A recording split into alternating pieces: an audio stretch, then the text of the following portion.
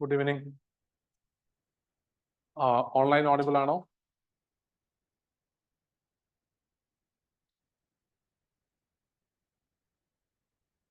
Okay, ഇവിടെ okay അല്ലേ? Voice ഒക്കെ ക്ലിയർ അല്ലേ എല്ലാവർക്കും? All right. അപ്പം നമ്മൾ ഇന്ന് ഫസ്റ്റത്തെ ഡെമോൺസ്ട്രേഷൻ ആണ് സോഷ്യോളജിയിലെ. And today we are going to discuss about the chapter family. Okay, family and kinship എന്ന് പറഞ്ഞ, അല്ലെങ്കിൽ സിസ്റ്റംസ് ഓഫ് കിൻഷിപ്പ് എന്ന് പറയുന്ന ചാപ്റ്റർ ആണ്. അതിന്റെ ഒരു ഇനീഷ്യൽ പോർഷൻസ് വെച്ചിട്ട് നമുക്ക് എന്ത് ചെയ്യാം, സ്റ്റാർട്ട് ചെയ്യാം. So before starting the session, നമ്മൾ സോഷ്യോളജി എങ്ങനെ പ്രിപ്പയർ ചെയ്യണം, ഏത് രീതിയിലാണ് സോഷ്യോളജി ആസ് എ സബ്ജക്ട് നമ്മൾ അപ്രോച്ച് ചെയ്യേണ്ടത്, അങ്ങനെയുള്ള കാര്യങ്ങളെ കുറിച്ച് നമുക്ക് ആദ്യം ഡിസ്കസ് ചെയ്യാം. ഓക്കെ, നിങ്ങൾക്ക് ഏതാണ്ട് ഐഡിയ ഉണ്ടോ സോഷ്യോളജിയിൽ എന്താ പഠിക്കുന്നത്, എന്താണ് ഈ ശരിക്കും ഈ സബ്ജക്ട് എന്താണെന്നൊക്കെ ഉള്ളതിനെ കുറിച്ച് ഐഡിയ ഉണ്ടോ? അങ്ങനെയൊന്നും ഇല്ല എന്നാണോ? ബേസിക്കലി നമ്മൾ സോഷ്യോളജി ആസ് എ സബ്ജക്ട് എടുത്തു കഴിഞ്ഞാൽ we are going to discuss about various social institutions. നമ്മളെ സോഷ്യൽ സ്ട്രക്ചർ ആൻഡ് സോഷ്യൽ ഇൻസ്റ്റിറ്റ്യൂഷൻസിനെ കുറിച്ചിട്ടാണ് നമ്മൾ സോഷ്യോളജിയിൽ ഡിസ്കസ് ചെയ്യാൻ പോകുന്നത്. അതിനകത്ത് തന്നെ നമ്മൾ എന്ത് ചെയ്യും, ഓരോ ഇൻസ്റ്റിറ്റ്യൂഷൻ എടുക്കും. ഇപ്പൊ സൊസൈറ്റിയുടെ ഇൻസ്റ്റിറ്റ്യൂഷൻസ് എന്ന് പറയുന്നത് എന്തൊക്കെയാണ്? സോഷ്യൽ ഇൻസ്റ്റിറ്റ്യൂഷൻസ് എന്ന് പറയുമ്പോൾ എന്തൊക്കെ അതിനകത്ത് വരും? Family, okay, religion, stratification system, political system, social change, ഇങ്ങനെയുള്ള കുറെ അധികം ചാപ്റ്റേഴ്സ് നിങ്ങളിപ്പം സിലബസ് എടുത്ത് നോക്കിയിട്ടുണ്ടെങ്കിൽ മനസ്സിലാവും അല്ലെ? സിലബസിൽ കുറെ അധികം ടോപ്പിക്സ് പറഞ്ഞിട്ടുണ്ട്. ഈ ഓരോ ടോപ്പിക്സും ആണ് ബേസിക്കലി നമ്മൾ സോഷ്യൽ ഇൻസ്റ്റിറ്റ്യൂഷൻസ് എന്ന് പറയുന്ന കാര്യം. ഈ ഓരോ സോഷ്യൽ ഇൻസ്റ്റിറ്റ്യൂഷൻസിന് നമ്മൾ എന്ത് ചെയ്യും, we are going to understand it from different perspective. ഇപ്പം ഫാമിലി എടുത്താലും റിലീജിയൻ എടുത്താലും ഏത് ഇൻസ്റ്റിറ്റ്യൂഷൻ എടുത്താലും അതിനെ പല തിങ്കേഴ്സ് പല വ്യൂ പോയിന്റിലൂടെ കണ്ടിട്ടുണ്ട്. ഓക്കെ, ചില ആൾക്കാർ അതിന്റെ നല്ല വശത്തിനെ കുറിച്ച് മാത്രം സംസാരിക്കുന്ന ആൾക്കാരുണ്ട്, ചിലവർ അതിന്റെ മോശം വശങ്ങൾ മാത്രമാണ് സംസാരിക്കുന്നത്, ചിലവര് അതിനെ വേറെ തന്നെ ഇപ്പൊ ഏതെങ്കിലും ഒരു ഗ്രൂപ്പിന്റെ വ്യൂ, ഇപ്പം feminist view. Okay, feminist view എന്താ ചെയ്യുന്നത്, ഓരോ സോഷ്യൽ ഇൻസ്റ്റിറ്റ്യൂഷൻസിനെയും ഒരു ഫീമെയിൽ പെർസ്പെക്റ്റീവിൽ നിന്ന് നോക്കി കാണുകയാണ് ചെയ്യുന്നത്. ഇങ്ങനെ പല ഡിഫറെന്റ് ടൈപ്സ് ഓഫ് പെർസ്പെക്റ്റീവ്സിനെ കുറിച്ചിട്ട് നമ്മൾ എന്ത് ചെയ്യും, ഡിസ്കസ് ചെയ്യും under each and every social institution. Clear ആണല്ലോ? ഓക്കെ, നൗ സോഷ്യോളജി നിങ്ങൾ പഠിക്കുന്ന സമയത്ത് നിങ്ങൾ പ്രീവിയസ് ഇയർ ക്വസ്റ്റ്യൻസ് ഒക്കെ നോക്കിയിട്ടുണ്ടെങ്കിൽ മനസ്സിലാവും, നമ്മൾ ഒരു ചാപ്റ്റർ എടുത്തു കഴിഞ്ഞാൽ അതിനകത്ത് നിന്ന് UPSC ചോദിക്കാൻ പോകുന്ന ക്വസ്റ്റ്യൻസിന്റെ നേച്ചർ എന്ന് പറയുന്നത് first and foremost different perspectives എങ്ങനെയാണ് ആ ഒരു സോഷ്യൽ ഇൻസ്റ്റിറ്റ്യൂഷനെ കാണുന്നത് എന്നുള്ള രീതിയിലുള്ള ചോദ്യങ്ങൾ വരാം.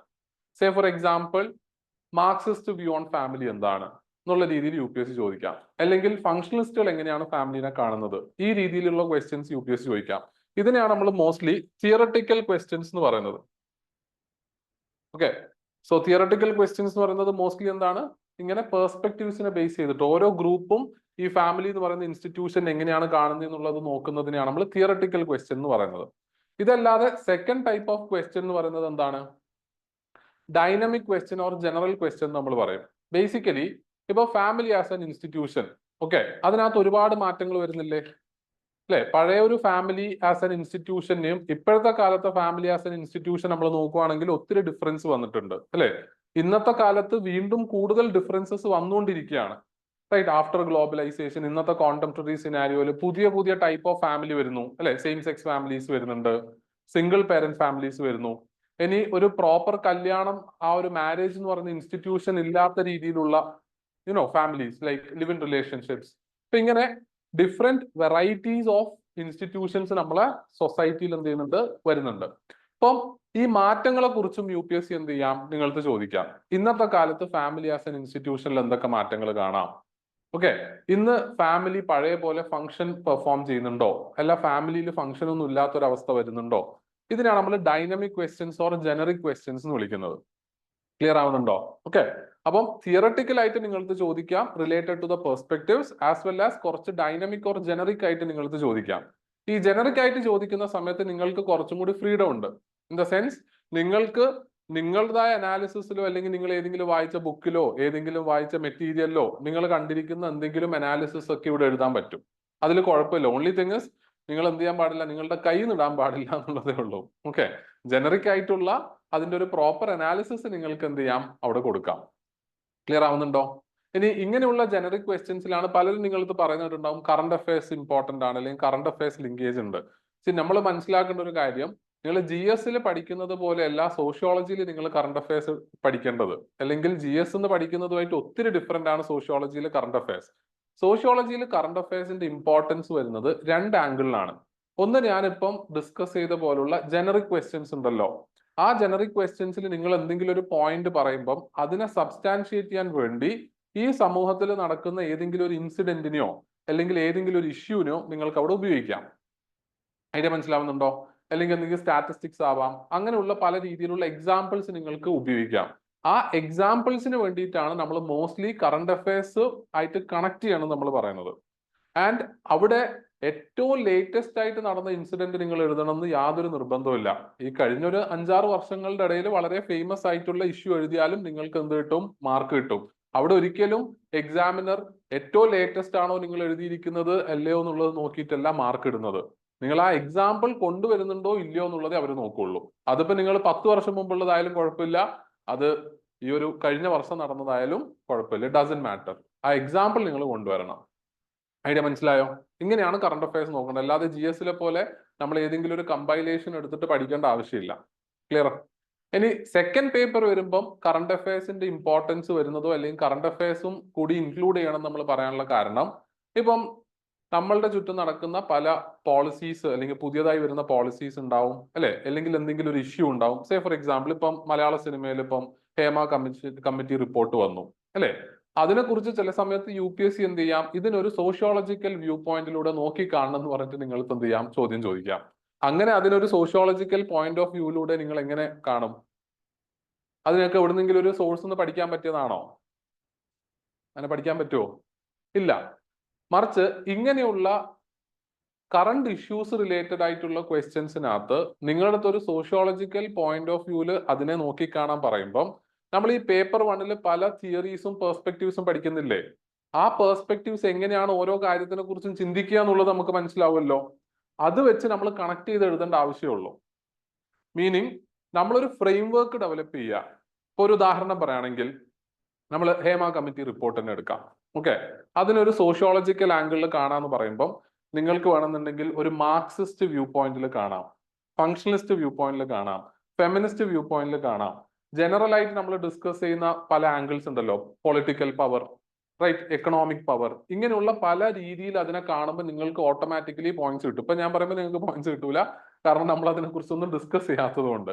പക്ഷെ വൺസ് നമ്മൾ അത് ഡിസ്കസ് ചെയ്ത് കഴിയുമ്പം നിങ്ങൾക്ക് ഇങ്ങനെയാണ് ചിന്തിക്കേണ്ടതെന്നുള്ള ഒരു ഐഡിയ കൂടി കിട്ടിക്കഴിയുമ്പം നിങ്ങൾക്ക് അതിനെക്കുറിച്ച് എന്ത് ചെയ്യാം, ഈസിലി ചിന്തിച്ച് പോയിന്റ്സ് കൊണ്ടുവരാൻ പറ്റും. അങ്ങനെയുള്ള പോയിന്റ്സ് മാത്രമേ നമ്മൾ അവിടെ എഴുതേണ്ട ആവശ്യമുള്ളൂ. അതുകൊണ്ട് അവിടെ ആയാൽ പോലും നമ്മൾ GS പഠിക്കുന്ന പോലെ കറണ്ട് അഫയേഴ്സ് അല്ല, ആ കറണ്ട് ആയിട്ട് നടക്കുന്ന സർട്ടൻ ഇഷ്യൂസിനെ സോഷ്യോളജിക്കൽ പെർസ്പെക്റ്റീവിലൂടെ നോക്കിക്കാണാൻ നിങ്ങളിത് പറയും. മനസ്സിലായല്ലോ? അപ്പൊ അങ്ങനെയുള്ള ക്വസ്റ്റ്യൻസ് പേപ്പർ 2 ഉള്ളത് കൊണ്ട് തന്നെ നമ്മൾ പേപ്പർ 1 ഡിസ്കസ് ചെയ്യുമ്പോഴും പേപ്പർ 2 ഡിസ്കസ് ചെയ്യുമ്പോഴും ഇങ്ങനെയുള്ള കറണ്ട് റെലവെന്റ് ആയിട്ടുള്ള കാര്യങ്ങളും കൂടി ചർച്ച ചെയ്തിട്ടാണ് ക്ലാസ് മുന്നോട്ട് പോവുക. നമ്മൾ അത് ഡിസ്കസ് ചെയ്യും. ഇപ്പൊ നിങ്ങളുടെ അടുത്ത് ഞാൻ ചോദിക്കും, നിങ്ങളുടെ വ്യൂ പോയിന്റ് എന്താണ്, നിങ്ങൾക്ക് അതിനകത്ത് എന്തൊക്കെ പോയിന്റ്സ് കോൺട്രിബ്യൂട്ട് ചെയ്യാൻ പറ്റും. ഓക്കെ, സോ വൺസ് നമ്മൾ അതൊന്ന് സ്റ്റാർട്ട് ചെയ്ത് ഡിഫറെന്റ് പെർസ്പെക്റ്റീവ്സിനെ കുറിച്ചൊക്കെ നിങ്ങൾക്ക് ഒരു ഐഡിയ കിട്ടിക്കഴിയുമ്പം നമുക്കത് ഈസിലി ചെയ്തെടുക്കാൻ പറ്റുന്നതേ ഉള്ളൂ. ക്ലിയർ ആണല്ലോ? ഐഡിയ മനസ്സിലായോ?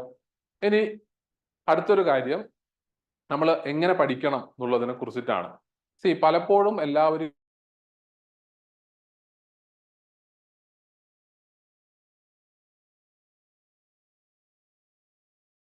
ഒരു ഹാങ് ഓവർ എല്ലാവർക്കും ഉണ്ട്. ഓക്കെ, ഞാൻ ഈ ഹാങ് ഓവർ എന്ന് ഉദ്ദേശിക്കുന്നതിന്റെ കാര്യം, നമ്മൾ സ്കൂളിലും കോളേജിലും എങ്ങനെയാ പഠിക്കുന്നത്? നമുക്ക് ഒരു ടെക്സ്റ്റ് ബുക്ക് ഉണ്ട്, ആ ടെക്സ്റ്റ് ബുക്കിൽ കുറെ ടോപ്പിക്സ് ഉണ്ട്, നമ്മൾ ആ ടോപ്പിക്സിന് എടുക്കുന്നു, നമ്മൾ കാണാപ്പാഠം പഠിക്കുന്നു, എക്സാമിന് ക്വസ്റ്റ്യൻ അതുപോലെ ചോദിക്കുന്നു, നമ്മൾ കാണാപ്പാഠം പഠിച്ച അതേ കാര്യങ്ങൾ അതുപോലെ എഴുതി വെക്കുന്നു, മാർക്ക് കിട്ടുന്നു, ഡൺ അല്ലേ? പക്ഷേ UPSC വരുന്ന സമയത്ത് നിങ്ങൾ ആ ഒരു അപ്രോച്ച് എടുത്ത് പഠിക്കാൻ നിന്ന് കഴിഞ്ഞാൽ നിങ്ങൾക്ക് ഭയങ്കര ബുദ്ധിമുട്ടായിരിക്കും. ഓക്കെ, കാരണം ഒന്നാമത്തെ റീസൺ, നിങ്ങൾ പഠിക്കുന്ന ടോപ്പിക്കിന് അതേപോലെ ഡയറക്റ്റ് ആയിട്ട് സ്കൂളിലും കോളേജിലും ചോദിക്കുന്ന പോലെയല്ല UPSC GSലാണെങ്കിലും ഓപ്ഷണൽസിലാണെങ്കിലും ചോദിക്കാൻ പോകുന്നത്. അതിനെ കുറച്ചൊന്ന് ട്വിസ്റ്റ് ആൻഡ് ടേൺ ചെയ്തിട്ട്, അല്ലെങ്കിൽ നിങ്ങൾ ഒരു സ്ഥലത്ത് പഠിച്ച ടോപ്പിക്കിനെ വേറൊരു സ്ഥലവുമായി ലിങ്ക് ചെയ്തിട്ടൊക്കെ ആയിരിക്കും പലപ്പോഴും UPSC ക്വസ്റ്റ്യൻ ചോദിക്കുക. അപ്പൊ അതിന് രണ്ടിനും നിങ്ങൾ ലിങ്ക് ചെയ്ത് എഴുതണമെങ്കിൽ നിങ്ങൾ വെറുതെ ബൈ ഹാർട്ട് പഠിച്ചതിനെ കൊണ്ട് നടക്കുമോ? ഇല്ല. നിങ്ങൾ ആ പെർട്ടിക്കുലർ കോൺസെപ്റ്റ് എന്താണെന്നുള്ളത് ക്ലിയർലി അണ്ടർസ്റ്റാൻഡ് ചെയ്യുക. ആ അണ്ടർസ്റ്റാൻഡിങ്ങിനെ ബേസ് ചെയ്ത് നിങ്ങൾക്ക് തന്നെ എന്ത് ചെയ്യാൻ പറ്റണം? എഴുതാൻ പറ്റുന്ന രീതിയിലേക്ക് വരിക.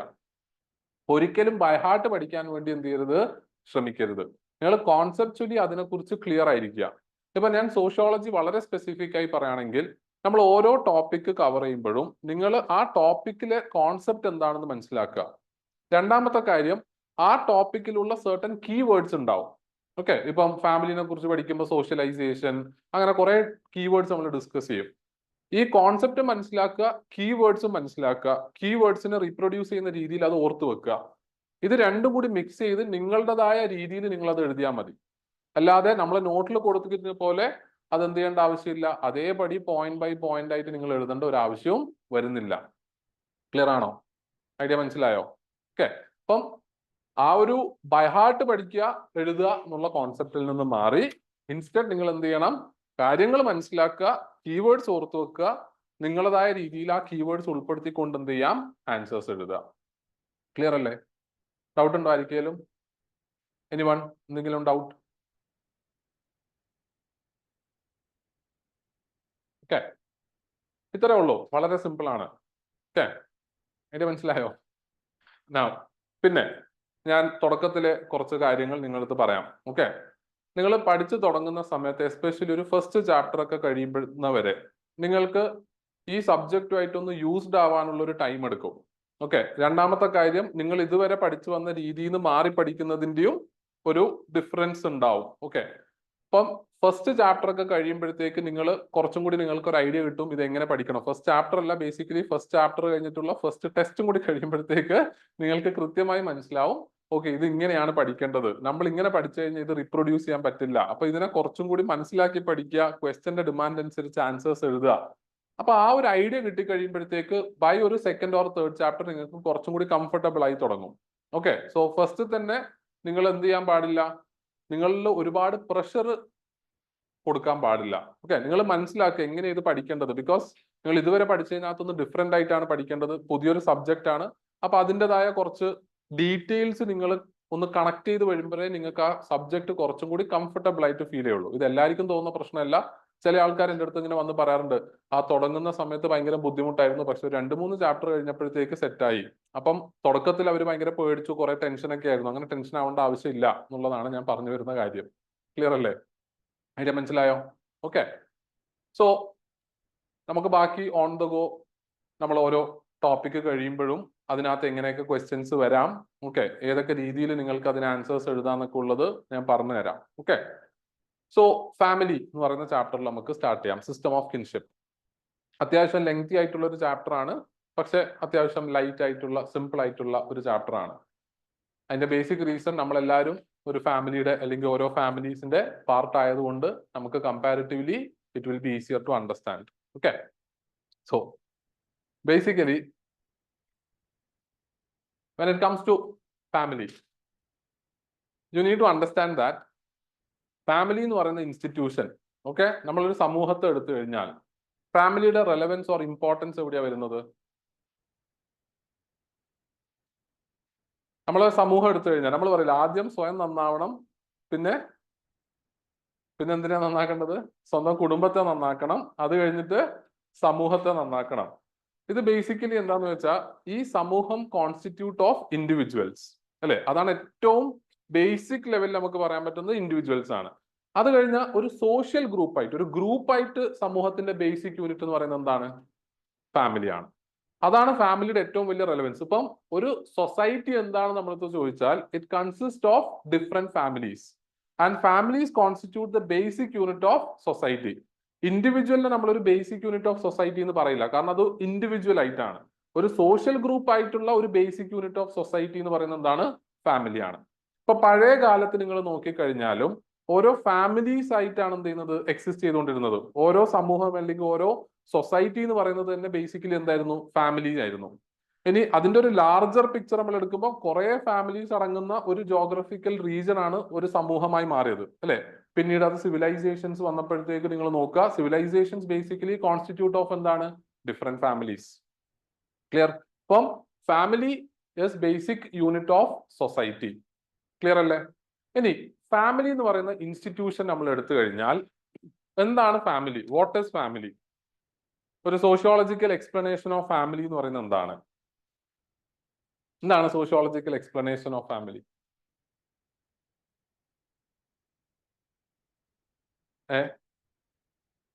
പറഞ്ഞോ നിങ്ങള്.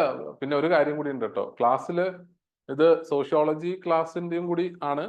നമ്മളങ്ങനെ ഞാൻ മാത്രം ഇവിടുന്ന് പറയാ, നിങ്ങൾ അത് കേട്ടിട്ട് പോവാ എന്നുള്ള സെറ്റപ്പിലല്ല, മറിച്ച് നിങ്ങളും എന്ത് ചെയ്യാം? പാർട്ടിസിപ്പേറ്റ് ചെയ്യാം. ഇനി പറയുന്നത് തെറ്റായി പോകുന്നുള്ള രീതിയിലൊന്നും മടിയൊന്നും ആയിരിക്കും കാണിക്കേണ്ട ആവശ്യമില്ല. നമ്മൾ ആരും എല്ലാം തികഞ്ഞ ആൾക്കാരൊന്നുമല്ല. അതുകൊണ്ട് തന്നെ നിങ്ങൾ പറയുന്നത് തെറ്റാണെങ്കിലും അങ്ങനെ മോശമൊന്നും വിചാരിക്കരുത്. നമ്മളങ്ങ് പറയാം. പിന്നെ സോഷ്യോളജിയിൽ തെറ്റാനുള്ള സാധ്യത കുറവാണ്. അതും ശരിയാണ്, പക്ഷെ അതിനേക്കാളും ബെറ്റർ ഇതല്ലേ എന്നുള്ളതേ ഉള്ളൂ. ഓക്കെ, അപ്പൊ അതുകൊണ്ട് നിങ്ങൾക്ക് എന്ത് പോയിന്റും പറയാം, മാന്യമായ രീതിയിലുള്ളത്. ഓക്കെ, അപ്പൊ അതെ. അപ്പൊ എന്താണ് നമുക്ക് ഫാമിലിനെ കുറിച്ച് പറയാൻ പറ്റുക? വാട്ട് ഈസ് ഫാമിലി എന്ന് ചോദിച്ചാൽ നിങ്ങൾ എന്ത് പറയും? ഏതാ? ആ, രണ്ടോ അതിൽ കൂടുതൽ ആൾക്കാരോ ഒരുമിച്ച് താമസിക്കുന്ന, ഒരു ഗ്രൂപ്പായി ഒരുമിച്ച് താമസിക്കുന്നതാണ് ഫാമിലി. ഓക്കെ, മാരേജ് എന്ന് പറയുന്ന relation. See basically when it comes to ഒരു sociological explanation of family, you need to understand that family is a social group of two or more people who live together and are related by marriage, blood or adoption. അപ്പം first and foremost marriage എന്ന് പറയുന്നത് എന്താണ്? It is a social group. Okay, എന്തുകൊണ്ട് social group എന്ന് പറയാൻ കാരണം? Because ഇവിടെ ഒന്നിൽ കൂടുതൽ ആൾക്കാർ ഉള്ളത് കൊണ്ടാണ് ഇതിനെ ഒരു സോഷ്യൽ ഗ്രൂപ്പ് നമ്മൾ വിളിക്കുന്നത്. ആൻഡ് അതിന്റെ കൂടെ തന്നെ നമ്മൾ മനസ്സിലാക്കേണ്ട ഒരു കാര്യം എന്താണ്? ഇവിടെ two or more people who live together and are related by marriage, blood or adoption. C നമ്മൾ ജനറലി ഫാമിലി എന്ന് പറയുമ്പം മോസ്റ്റ്ലി കൺസിഡർ ചെയ്യുന്നത് ഒരു ബയോളജിക്കൽ റിലേഷൻഷിപ്പിനെ ബേസ് ചെയ്തിട്ടാണ് അല്ലെ. നമ്മളൊരു ജനറൽ അണ്ടർസ്റ്റാൻഡിങ് ഓഫ് ഫാമിലി അങ്ങനെയല്ലേ വരുന്നത്? എന്താണ് ഈ ബയോളജിക്കൽ ബേസ് ഉദ്ദേശിക്കുന്നത്? ഒന്നുകിൽ നമ്മളെ ബ്ലഡ് റിലേറ്റീവ്സ് ആയിരിക്കണം, അല്ലെങ്കിൽ ത്രൂ മാരേജ് നമ്മൾ ഫോം ചെയ്യുന്ന റിലേഷൻഷിപ്പ് ആയിരിക്കും അതിലുണ്ടാവുന്ന കുട്ടികളും അല്ലെ. പക്ഷേ ഒരു സോഷ്യോളജിക്കൽ എക്സ്പ്ലനേഷൻ ഓഫ് ഫാമിലിനകത്ത് ബയോളജിക്കൽ ബേസ്ഡ് മാത്രമല്ല, ഓർ മാരേജ് റിലേറ്റഡ് മാത്രമല്ല, മറിച്ച് അഡോപ്റ്റ് ചെയ്യുന്ന ആൾക്കാരെയും നമ്മൾ എന്തായിട്ടാണ് കൺസിഡർ ചെയ്യുന്നത്? ഫാമിലി ആയിട്ടാണ് കൺസിഡർ ചെയ്യുന്നത്. ബിക്കോസ് ഇവിടെ നമ്മൾ ബയോളജിക്കൽ റിലേഷൻഷിപ്പിനേക്കാളും സോഷ്യൽ റിലേഷൻഷിപ്പിനാണ് ഇമ്പോർട്ടൻസ് കൊടുക്കുന്നത്. ബിക്കോസ് ഓൺ ആണെങ്കിലും അഡോപ്റ്റഡ് ആണെങ്കിലും ആ ചൈൽഡിനെ പേരൻസ് എന്തായിട്ടാണ് കൺസിഡർ ചെയ്യുന്നത്? അവരുടെ സ്വന്തം ചിൽഡ്രൻ ആയിട്ടാണ് കൺസിഡർ ചെയ്യുന്നത്, അവരുടെ ഫാമിലിയുടെ പാർട്ട് ആയിട്ടാണ് കൺസിഡർ ചെയ്യുന്നത്. And hence even if it is own or adopted, sociological explanation of ഫാമിലിയിൽ അത് ചിൽഡ്രൻ തന്നെയാണ്. Because we look into the social relationship. Clear ആണോ? ഐഡിയ മനസ്സിലായോ? All right. ഇനി എന്താണ് ഫാമിലിയുടെ ഇമ്പോർട്ടൻസ് ഇൻ സൊസൈറ്റി? ഇപ്പൊ നമ്മൾ മനസ്സിലാക്കേണ്ട ഒരു കാര്യം, നമ്മളെ സമൂഹത്തിലുള്ള ഏതൊരു ഇൻസ്റ്റിറ്റ്യൂഷൻ എടുത്താലും ഓക്കെ, ആ ഇൻസ്റ്റിറ്റ്യൂഷൻ സമൂഹത്തിൽ ഒരുപാട് കാലം നിലനിൽക്കുന്നുണ്ടെങ്കിൽ അതിന്റെ അർത്ഥം എന്താ? അത് ആവശ്യമാണ്. അതെ, അത് ആ സൊസൈറ്റിയുടെ ഭാഗമായി കഴിഞ്ഞു. സി ബേസിക്കലി ഒരു ഇൻസ്റ്റിറ്റ്യൂഷൻ ഒരുപാട് കാലം നിലനിൽക്കുന്നുണ്ടെങ്കിൽ അതിന്റെ അർത്ഥം ആ ഇൻസ്റ്റിറ്റ്യൂഷൻ സമൂഹത്തിന് എന്തെങ്കിലും ഫങ്ഷൻസ് പെർഫോം ചെയ്യുന്നുണ്ട് അല്ലെ. അത് ആ സമൂഹത്തിൽ ഫങ്ഷണൽ ആണ്. ആ ഫങ്ഷണൽ ആയിട്ടുള്ള ഇൻസ്റ്റിറ്റ്യൂഷൻസ് അല്ലേ കുറെ കാലം നിലനിൽക്കുള്ളൂ. അപ്പൊ ഫങ്ഷൻസ് ഇല്ലാത്ത ഒരു ഇൻസ്റ്റിറ്റ്യൂഷൻ ആണെങ്കിൽ എന്ത് സംഭവിക്കും? ഉണ്ടാവുന്നുണ്ടോ? അപ്പം ഫാമിലി ആസ് ആൻ ഇൻസ്റ്റിറ്റ്യൂഷൻ നമ്മൾ പണ്ട് മുതലേ നോക്കിക്കഴിഞ്ഞാൽ അല്ലെ, ഹ്യൂമൻ ബീങ്സിന്റെ ഒരു എവല്യൂഷന്റെ സ്റ്റേജസ് എടുത്തു കഴിഞ്ഞാൽ പല സ്റ്റേജസിൽ അല്ലെങ്കിൽ ഏറ്റവും മുന്നിലുള്ള സ്റ്റേജസിൽ പോലും നമ്മൾക്ക് എന്ത് കാണാൻ പറ്റും? In one form or the other family exist ചെയ്തിട്ടുണ്ട്. ദാറ്റ് മീൻസ് ഫാമിലി ഇത്രയും വർഷങ്ങളായിട്ട് എല്ലാ സൊസൈറ്റിയിലും എക്സിസ്റ്റ് ചെയ്യണമെന്നുണ്ടെങ്കിൽ it is performing some important functions for the society. Okay, അപ്പൊ എന്തായിരിക്കും ആ ഫങ്ഷൻ? എന്തൊക്കെ ഫങ്ഷൻ ആണ് ഫാമിലിക്ക് നിങ്ങൾ പ്രൈമറിലി നിങ്ങൾ കൺസിഡർ ചെയ്യുന്ന ഫങ്ഷൻ?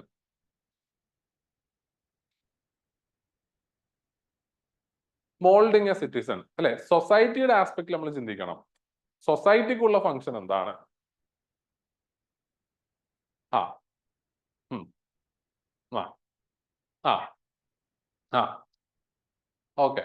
സി ബേസിക്കലി നമ്മളിവിടെ ഒരു സോഷ്യോളജിക്കൽ ആയിട്ടുള്ള ഫങ്ഷൻസ് നോക്കുന്നുണ്ട്, സൊസൈറ്റിയുടെ ഫങ്ഷൻസ് നോക്കുന്നത് കൊണ്ടും ഈ പറഞ്ഞ പോയിന്റ് ആണ് ഇമ്പോർട്ടന്റ് അല്ലെ.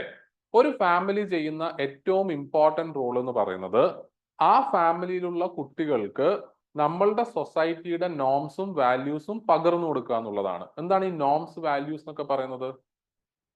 നമ്മളെ സൊസൈറ്റിയിലുള്ള സർട്ടൻ റൂൾസ് അല്ലെ, റെഗുലേഷൻസ്, സൊസൈറ്റി ഇമ്പോർട്ടൻസ് കൊടുക്കുന്ന കാര്യങ്ങൾ അല്ലെ, ചെയ്യരുത് എന്ന് പറയുന്ന കാര്യങ്ങൾ, ഇതൊക്കെ അടങ്ങുന്നതാണ് സൊസൈറ്റിയുടെ നോംസും വാല്യൂസും അല്ലെ. ഈ സൊസൈറ്റിയുടെ നോംസും വാല്യൂസും നമ്മൾ പഠിക്കുന്നത് എവിടുന്നാണ്? നമ്മളുടെ ഫാമിലിയിൽ നിന്നാണ് അല്ലെ. ചെറുപ്പത്തില് നമ്മളിപ്പം നമ്മളുടെ സംസ്കാരത്തിൽ നമ്മൾ മുതിർന്ന ആൾക്കാരെ ചേട്ടാ ചേച്ചി എന്ന് വിളിച്ചിട്ടല്ലേ അഭിസംബോധന ചെയ്യുന്നത് അല്ലെ. അത് നമ്മൾ എങ്ങനെയാ പഠിക്കുന്നത്? നമ്മളെ ഫാമിലിയിൽ നിന്ന് അല്ലെ. നമ്മൾ ആരുടെയെങ്കിലും മുതിർന്ന ആൾക്കാരുടെ പേര് വിളിക്കുമ്പോൾ നമ്മളുടെ അച്ഛനോ അമ്മയോ അമ്മമ്മയോ ആരെങ്കിലും ഒക്കെ നമ്മുടെ അടുത്ത് പറയും അങ്ങനെ പേര് വിളിക്കാൻ പാടില്ല, അവരെ ചേട്ടാന്നോ ചേച്ചീന്നോ മാമാന്നോ അങ്ങനെ എന്തെങ്കിലും വിളിക്കാൻ പറയും അല്ലെ. നമ്മൾ മനസ്സിലാക്കുന്നു, ഓക്കെ, നമ്മളെക്കാളും മുതിർന്ന ആൾക്കാരെ നമ്മൾ എന്ത് വിളിക്കണം? ചേട്ടാ ചേച്ചീന്ന് വിളിച്ച് സംസാരിക്കണം, റൈറ്റ്. ഇതുപോലെ നമ്മളുടെ സമൂഹത്തിൽ നമ്മളെ സൊസൈറ്റിയിലുള്ള കുറെ അധികം നോംസ് ആൻഡ് വാല്യൂസ് ചെറുപ്പത്തിൽ നമ്മൾ ആ വളർന്നു വരുന്ന സാഹചര്യത്തിൽ ഫാമിലിയിൽ നിന്ന് നമ്മൾ ഒരുപാട് കാര്യങ്ങൾ പഠിച്ചിട്ടുണ്ട്, റൈറ്റ്.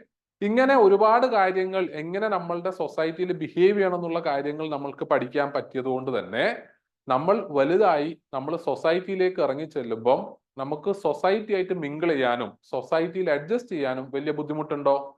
ഇല്ല. അപ്പം ഒരു ഇൻഡിവിജ്വലിനെ സംബന്ധിച്ചിടത്തോളം അത് വളരെ ഇമ്പോർട്ടന്റ് ആണ്. കാരണം നിങ്ങൾ തന്നെ ആലോചിക്കുക, ഇപ്പം ഒരു വെസ്റ്റേൺ കൺട്രിയിൽ ജനിച്ചു വളർന്ന അവിടുത്തെ സോഷ്യലൈസേഷൻ കിട്ടിയ ഒരു വ്യക്തിക്ക് ഇന്ത്യയിൽ വന്ന് കേരളത്തിൽ വന്ന് താമസിക്കുമ്പോൾ ഒരുപാട് ബുദ്ധിമുട്ടുകൾ നേരിടേണ്ടി വരും. എന്തുകൊണ്ടാണ്? ബിക്കോസ് അവരെ മോൾഡ് ചെയ്തിരിക്കുന്നത് വെസ്റ്റേൺ കൾച്ചറിൽ വളരുന്ന രീതിയിലാണ്. അവിടുത്തെ വാല്യൂസും നോംസും ആണ് അവർ കൂടുതലും എന്ത് ചെയ്തിരിക്കുന്നത്? ഇംബൈബ് ചെയ്തിരിക്കുന്നത്. അപ്പൊ അങ്ങനെ ഒരാള് പെട്ടെന്ന് ഇന്ത്യയിലേക്ക് മാറി വരുമ്പം അവർക്ക് ഇനീഷ്യലി അഡ്ജസ്റ്റ് ചെയ്യാൻ ഭയങ്കര ബുദ്ധിമുട്ടായിരിക്കും. ബിക്കോസ് അവർ വളർന്ന ആ സാഹചര്യവും വാല്യൂസും നോംസിൽ നിന്ന് ഒരുപാട് ഡിഫറെന്റ് ആയിരിക്കും നമ്മളുടെ സൊസൈറ്റിയിലുള്ള വാല്യൂസും നോംസും. അതുകൊണ്ടാണ് പലപ്പോഴും ഈ NRI ചിൽഡ്രനിലെ അവര് നാട്ടിൽ വന്നാൽ പലപ്പോഴും അവർ അറഗന്റ് ആയിട്ട് ആൾക്കാർ കൺസിഡർ ചെയ്യും. അവർ അറഗന്റ് ആയതുകൊണ്ടല്ല, മറിച്ച് എന്തുകൊണ്ടാണ്?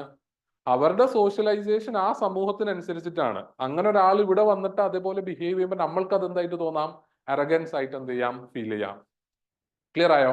അപ്പൊ ഇത് ഇൻഡിവിജ്വലിനുള്ള ഗുണമാണ്. അപ്പൊ ഇതിനെ കൊണ്ട് സൊസൈറ്റിക്ക് എന്താ ഗുണം? ഇൻഡിവിജ്വലിന് എങ്ങനെ സൊസൈറ്റിയിൽ അഡ്ജസ്റ്റ് ചെയ്യണം എന്നുള്ളത് മനസ്സിലായി. പക്ഷെ സൊസൈറ്റിക്ക് ഇതിനെ കൊണ്ടുള്ള ഗുണം എന്താ?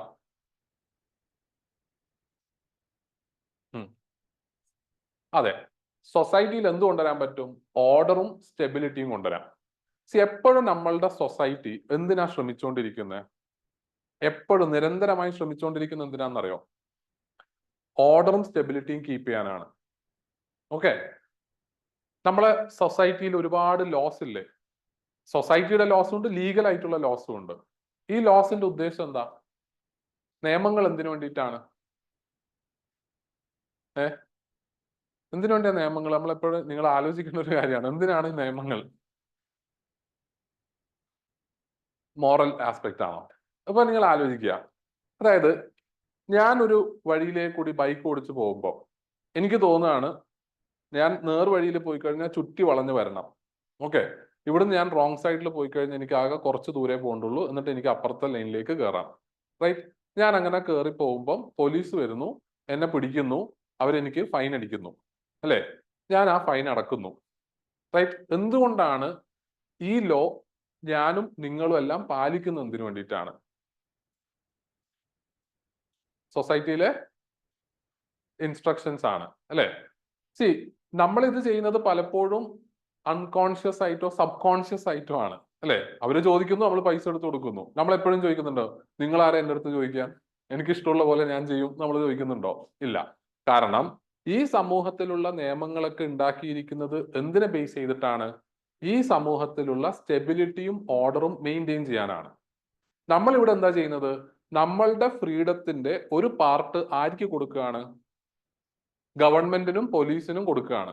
എന്നിട്ട് അവരടുത്ത് നമ്മൾ എന്താ ആവശ്യപ്പെടുന്നത്? നമ്മളുടെ ഫ്രീഡം നിങ്ങൾ കുറച്ചെടുത്തോ, പക്ഷെ തിരിച്ച് നിങ്ങൾ നമ്മൾക്ക് എന്ത് തരണം? Security for our life and our property. ഇതാണ് നിയമം അല്ലെ? ഇതാണ് ഗവൺമെന്റ്. ഗവൺമെന്റിന് പവർ കിട്ടുന്നത് ആരുടെ അടുത്തുനിന്നാണ്? സിറ്റിസൻസിന്റെ അടുത്തുനിന്നാണ്. സിറ്റിസൻസ് എന്തിനാണ് ഗവൺമെന്റിന് പവർ കൊടുക്കുന്നത്? ബിക്കോസ് ആ പവർ ഉപയോഗിച്ച് ഗവൺമെന്റ് ഇവിടെ നിയമങ്ങൾ ഉണ്ടാക്കി ഇവിടെ ഓർഡർ ആൻഡ് സ്റ്റെബിലിറ്റി കൊണ്ടുവരുന്നു. ആ ഓർഡർ ആൻഡ് സ്റ്റെബിലിറ്റിയുടെ ബെനിഫിഷ്യറീസ് ആണ് ആര്? നമ്മളും അല്ലെ? നമ്മൾക്ക് ധൈര്യമായി രാത്രി പുറത്തിറങ്ങി നടക്കാൻ പറ്റുന്നത് എന്തുകൊണ്ടാണ്? ഇങ്ങനെ ഒരു നിയമമുണ്ട്. ആ നിയമം ലംഘിച്ചു കഴിഞ്ഞാലുള്ള കോൺസിക്വൻസസ് അറിയുന്നത് കൊണ്ട് പലരും ആ നിയമം ലംഘിക്കാതിരിക്കുന്നു. റൈറ്റ്? സോ ഈ ഒരു ബേസിസ് നമ്മൾ നോക്കുകയാണെന്നുണ്ടെങ്കിൽ ഈ സൊസൈറ്റിയുടെ സോഷ്യലൈസേഷൻ കാരണം ശരിക്കും എന്താ സംഭവിക്കുന്നത്? നമ്മൾ എല്ലാവരും ഒരേപോലെ അല്ലേ ബിഹേവ് ചെയ്യുന്നത്? ഏറെക്കുറെ അല്ലേ? നമ്മൾ എല്ലാവരും ഇപ്പൊ നിങ്ങൾ ഇവിടെ ക്ലാസ്സിൽ വന്നിരിക്കുകയാണ്, നിങ്ങൾ എല്ലാവരും ഒരേപോലെയാണ് ഈ ക്ലാസ്സിൽ ബിഹേവ് ചെയ്യുന്നത് അല്ലെ? നിങ്ങൾ ആരും ഇവിടുന്ന് ബഹളം ഉണ്ടാക്കുന്നില്ല അല്ലെ? എന്തുകൊണ്ട് ചെയ്യുന്നില്ല? ബിക്കോസ് നിങ്ങളുടെ സോഷ്യലൈസേഷൻ പ്രോസസ്സിൽ, അത് വീട്ടിൽ നിന്ന് നടക്കുന്നതും സ്കൂളിൽ നിന്ന് നടന്നതുമായിട്ടുള്ള സോഷ്യലൈസേഷന്റെ ഭാഗമായി ഒരു ക്ലാസ്സിൽ എങ്ങനെ ഇരിക്കണമെന്നും ഒരു ക്ലാസ്സിൽ എങ്ങനെ സംസാരിക്കണമെന്നും നിങ്ങൾക്കറിയാം അല്ലെ? ഒരു ക്ലാസ് എങ്ങനെ എടുക്കണം എന്നുള്ളതിനെ കുറിച്ചിട്ടുള്ള എത്തിക്കറ്റ്സ് എനിക്കും എന്റെ സോഷ്യലൈസേഷനിലൂടെയും ഞാൻ എന്റെ ടീച്ചേഴ്സിനെ കണ്ടിട്ട് എനിക്കും അറിയാം. റൈറ്റ്? ഈ ഒരു ബേസിസിൽ ഇവിടെ എന്താ സംഭവിക്കുന്നത്? ഇവിടെ ഒരു സ്റ്റേബിൾ ആയിട്ടുള്ള ഒരു സിസ്റ്റം ഇവിടെ വന്നിട്ടുണ്ട്. സപ്പോസ് അങ്ങനെ ഇല്ല എന്ന് വിചാരിക്കാം, നിങ്ങളെല്ലാവരും നിങ്ങൾക്ക് തോന്നിയ കാര്യങ്ങൾ അവിടുന്ന് ചെയ്യുന്നു, ഞാൻ എനിക്ക് ഇഷ്ടമുള്ള പോലെ ഇവിടുന്ന് പഠിപ്പിക്കുന്നു, ഇവിടെ സ്റ്റെബിലിറ്റി ഉണ്ടാവോ? ഓർഡർ ഉണ്ടാവോ? ഇല്ല. അപ്പം സൊസൈറ്റിയുടെ നോംസ് ആൻഡ് വാല്യൂസ് ഇൻഡിവിജ്വൽസിലേക്ക് പകരുന്നത് വഴി എന്ത് സംഭവിക്കുകയാണ്? സൊസൈറ്റിക്ക് ഓർഡർ ആൻഡ് സ്റ്റെബിലിറ്റി എൻഷുർ ചെയ്യാം. ഒരേ നോംസ് ഒരേ വാല്യൂസ് ഫോളോ ചെയ്യുന്ന ആൾക്കാർ ഇവിടെ ഉണ്ടാവും. ക്ലിയർ ആണോ? ഇതാണ് സോഷ്യലൈസേഷനെ കൊണ്ട് സൊസൈറ്റിക്കുള്ള ഗുണം. ക്ലിയർ അല്ലേ എല്ലാവർക്കും? എന്തെങ്കിലും ഡൗട്ട് ഉണ്ടോ? ഓൺലൈനിൽ ആർക്കെങ്കിലും എന്തെങ്കിലും ഡൗട്ട് ഉണ്ടോ? സോഷ്യൽ ഗ്രൂപ്പ് എന്നുള്ള ടേമിന്റെ അർത്ഥം, സോഷ്യൽ ഗ്രൂപ്പ് എന്ന് പറയുന്നത് ഇറ്റ് കൺസിസ്റ്റ് ഓഫ് ഒരു ഗ്രൂപ്പ് ഓഫ് ഇൻഡിവിജ്വൽസ് അടങ്ങുന്നതിനെയാണ് നമ്മൾ എന്ത് വിളിക്കുന്നത്? സോഷ്യൽ ഗ്രൂപ്പ് എന്ന്. വളരെ ബേസിക് ആയിട്ടുള്ള അതിന്റെ മീനിങ് അതാണ്. ഗ്രൂപ്പ് ഓഫ് ഇൻഡിവിജ്വൽസ് അടങ്ങുന്ന എന്തിനെ നമുക്കൊരു സോഷ്യൽ ഗ്രൂപ്പ് എന്ന് വിളിക്കാം. ഓക്കെ, ക്ലിയർ അല്ലേ? അത് ബേസിക് മീനിങ് ആണ്. മുന്നോട്ട് പോകുമ്പോഴത്തേക്ക് നമുക്ക് അതിനെ കുറച്ചും കൂടി എക്സ്റ്റെൻഡഡ് ആയിട്ട് നമുക്ക് മനസ്സിലാക്കാൻ പറ്റും. ക്ലിയർ? ഓക്കെ ആണല്ലോ. ഇനി അതേപോലെ സൊസൈറ്റിക്ക് വളരെ ഇമ്പോർട്ടന്റ് ആയിട്ടുള്ള വേറൊരു റോളും ഫാമിലി ചെയ്യുന്നുണ്ട്. എന്താണത്? എന്താണ്? Regulation of sexual behaviour and reproduction. ഒരു സമൂഹത്തിന് മുന്നോട്ട് പോകണമെങ്കിൽ സമൂഹത്തിന് എന്ത് ആവശ്യമാണ്? അതായത് സമൂഹത്തിൽ പുതിയ പുതിയ മെമ്പേഴ്സ് വന്നാലല്ലേ സമൂഹത്തിന് നിലനിൽപ്പുള്ളൂ അല്ലെ? ഇപ്പൊ നമ്മൾ പറയില്ലേ, ഈ ഫാമിലി തീർന്നു പോവാണ്, ഫാമിലിയിൽ മെമ്പേഴ്സ് പുതിയതില്ല, അതുകൊണ്ട് ഫാമിലിയുടെ ചെയിൻ ഇവിടെ അവസാനിക്കുകയാണെന്നൊക്കെ നമ്മൾ പറയുന്നില്ല. അതുപോലെ സൊസൈറ്റിയിൽ പുതിയ മെമ്പേഴ്സ് വന്നില്ലെങ്കിൽ എന്ത് സംഭവിക്കും? ആ സൊസൈറ്റി എക്സ്റ്റിങ്ക്റ്റ് ആയി പോകും അല്ലെ? ആ സൊസൈറ്റി ഇല്ലാതെയായി പോകും. അപ്പൊ സൊസൈറ്റിയിൽ എപ്പോഴും എന്ത് വേണം? പുതിയ മെമ്പേഴ്സ് വരണം. ഈ പുതിയ മെമ്പേഴ്സ് വരിക എന്നുള്ളത് സൊസൈറ്റിയുടെ ആവശ്യമാണ്. പക്ഷെ അറ്റ് ദ സെയിം ടൈം ഈ റീപ്രൊഡക്ഷനുമായിട്ട് ബന്ധപ്പെട്ടിട്ട് സൊസൈറ്റിയിൽ ഒരുപാട് കോൺഫ്ലിക്റ്റും വരാം. എങ്ങനെയാണ് കോൺഫ്ലിക്റ്റ് വരാൻ പോകുന്നത്? നമ്മൾ സെക്ഷൽ ബിഹേവിയറിനെ റെഗുലേറ്റ് ചെയ്തിട്ടില്ലെങ്കിൽ കോൺഫ്ലിക്റ്റ് വരില്ലേ? അല്ലെ? ഇപ്പൊ സേ ഫോർ എക്സാമ്പിൾ, നമ്മൾക്ക് ആർക്കുമായിട്ട് സെക്ഷൽ റിലേഷൻഷിപ്പ് ചെയ്യാം എന്നുള്ളൊരവസ്ഥ വരികയാണെന്നുണ്ടെങ്കിൽ അവിടെ സൊസൈറ്റിയിലെ റീപ്രൊഡക്ഷൻ സിസ്റ്റവും ആ ഒരു റെഗുലേഷൻ ഓഫ് സെക്ഷൽ ബിഹേവിയർ ഇല്ലാതാവുകയാണ്. ബിക്കോസ് ആരുടെ കുട്ടിയാണെന്ന് ഉറപ്പിക്കാൻ പറ്റില്ല അല്ലെ? ഇത് രണ്ടുപേര് തമ്മിൽ അതിന്റെ പേരിൽ കോൺഫ്ലിക്റ്റ് ഉണ്ടാവാം. അപ്പം ഫാമിലി എന്താ ചെയ്യുന്നത്? ഇതിനെ മൊത്തത്തില് സിസ്റ്റമാറ്റിക് ആക്കുകയാണ്. എങ്ങനെയാ സിസ്റ്റമാറ്റിക് ആക്കുന്നത്? മാരേജിലൂടെ മാത്രമേ സെക്ഷൽ റിലേഷൻഷിപ്പ് പാടുള്ളൂ. റൈറ്റ്? ഇപ്പൊ നിങ്ങൾ ആലോചിച്ച് നോക്കുക, എന്തുകൊണ്ടാണ് ട്രഡീഷണൽ സൊസൈറ്റീസിൽ പ്രീ മാരിറ്റൽ റിലേഷൻഷിപ്സോ എക്സ്ട്രാ മാരിറ്റൽ റിലേഷൻഷിപ്സിനോ ഇത്രയും മോശമായി കൺസിഡർ ചെയ്യുന്ന കാരണം എന്താണ്? കാരണം ഈ സൊസൈറ്റിക്ക് സ്റ്റെബിലിറ്റി ആൻഡ് ഓർഡർ വളരെ ഇമ്പോർട്ടന്റ് ആണ്. ആ സ്റ്റെബിലിറ്റിനെയും ഓർഡറിനെയും തകർക്കുന്ന എന്ത് വന്നാലും സൊസൈറ്റി അതിനെ എന്തായിട്ട് കൺസിഡർ ചെയ്യും? വളരെ മോശം കാര്യമായിട്ട് കൺസിഡർ ചെയ്യും. അതിനെ വില്ലനൈസ് ചെയ്യാനും ശ്രമിക്കും. അതുകൊണ്ടാണ് ഒരുപാട് regulation pre marital sexual and extra marital sexual റിലേഷൻഷിപ്പിന് സൊസൈറ്റി പ്ലേസ് ചെയ്തിരിക്കുന്നത്. ഇപ്പൊ നിങ്ങൾ ആലോചിക്കുക, നമ്മൾ കല്യാണം വഴി എന്ത് ചെയ്യാണ്? സെക്ഷൽ റിലേഷൻഷിപ്പ് എക്സ്ക്ലൂസീവ് ആക്കുകയാണ്. കല്യാണം കഴിച്ച ആൾക്കാർക്ക് മാത്രമേ സെക്ഷൽ റിലേഷൻഷിപ്പ് നടത്താൻ പാടുള്ളൂ. അങ്ങനെ വരുമ്പം ഒന്ന്, we are regulating the sexual behaviour whereby exclusivity കൊടുക്കുകയാണ്. സെക്കൻഡ് തിങ്, അതിലുണ്ടാവുന്ന കുട്ടികൾക്കും നമ്മൾക്ക് എന്ത് പറയാം? ലെജിറ്റിമസി ഉണ്ട്, അല്ലെ? ഇത് ഇന്ന ആളുടെ കുട്ടിയാണെന്ന് പറയാം, because that child is born out of A marriage. അപ്പൊ ആ കുട്ടിക്ക് എന്ത് കിട്ടും? സൊസൈറ്റിയിൽ ലെജിറ്റിമസി കിട്ടും.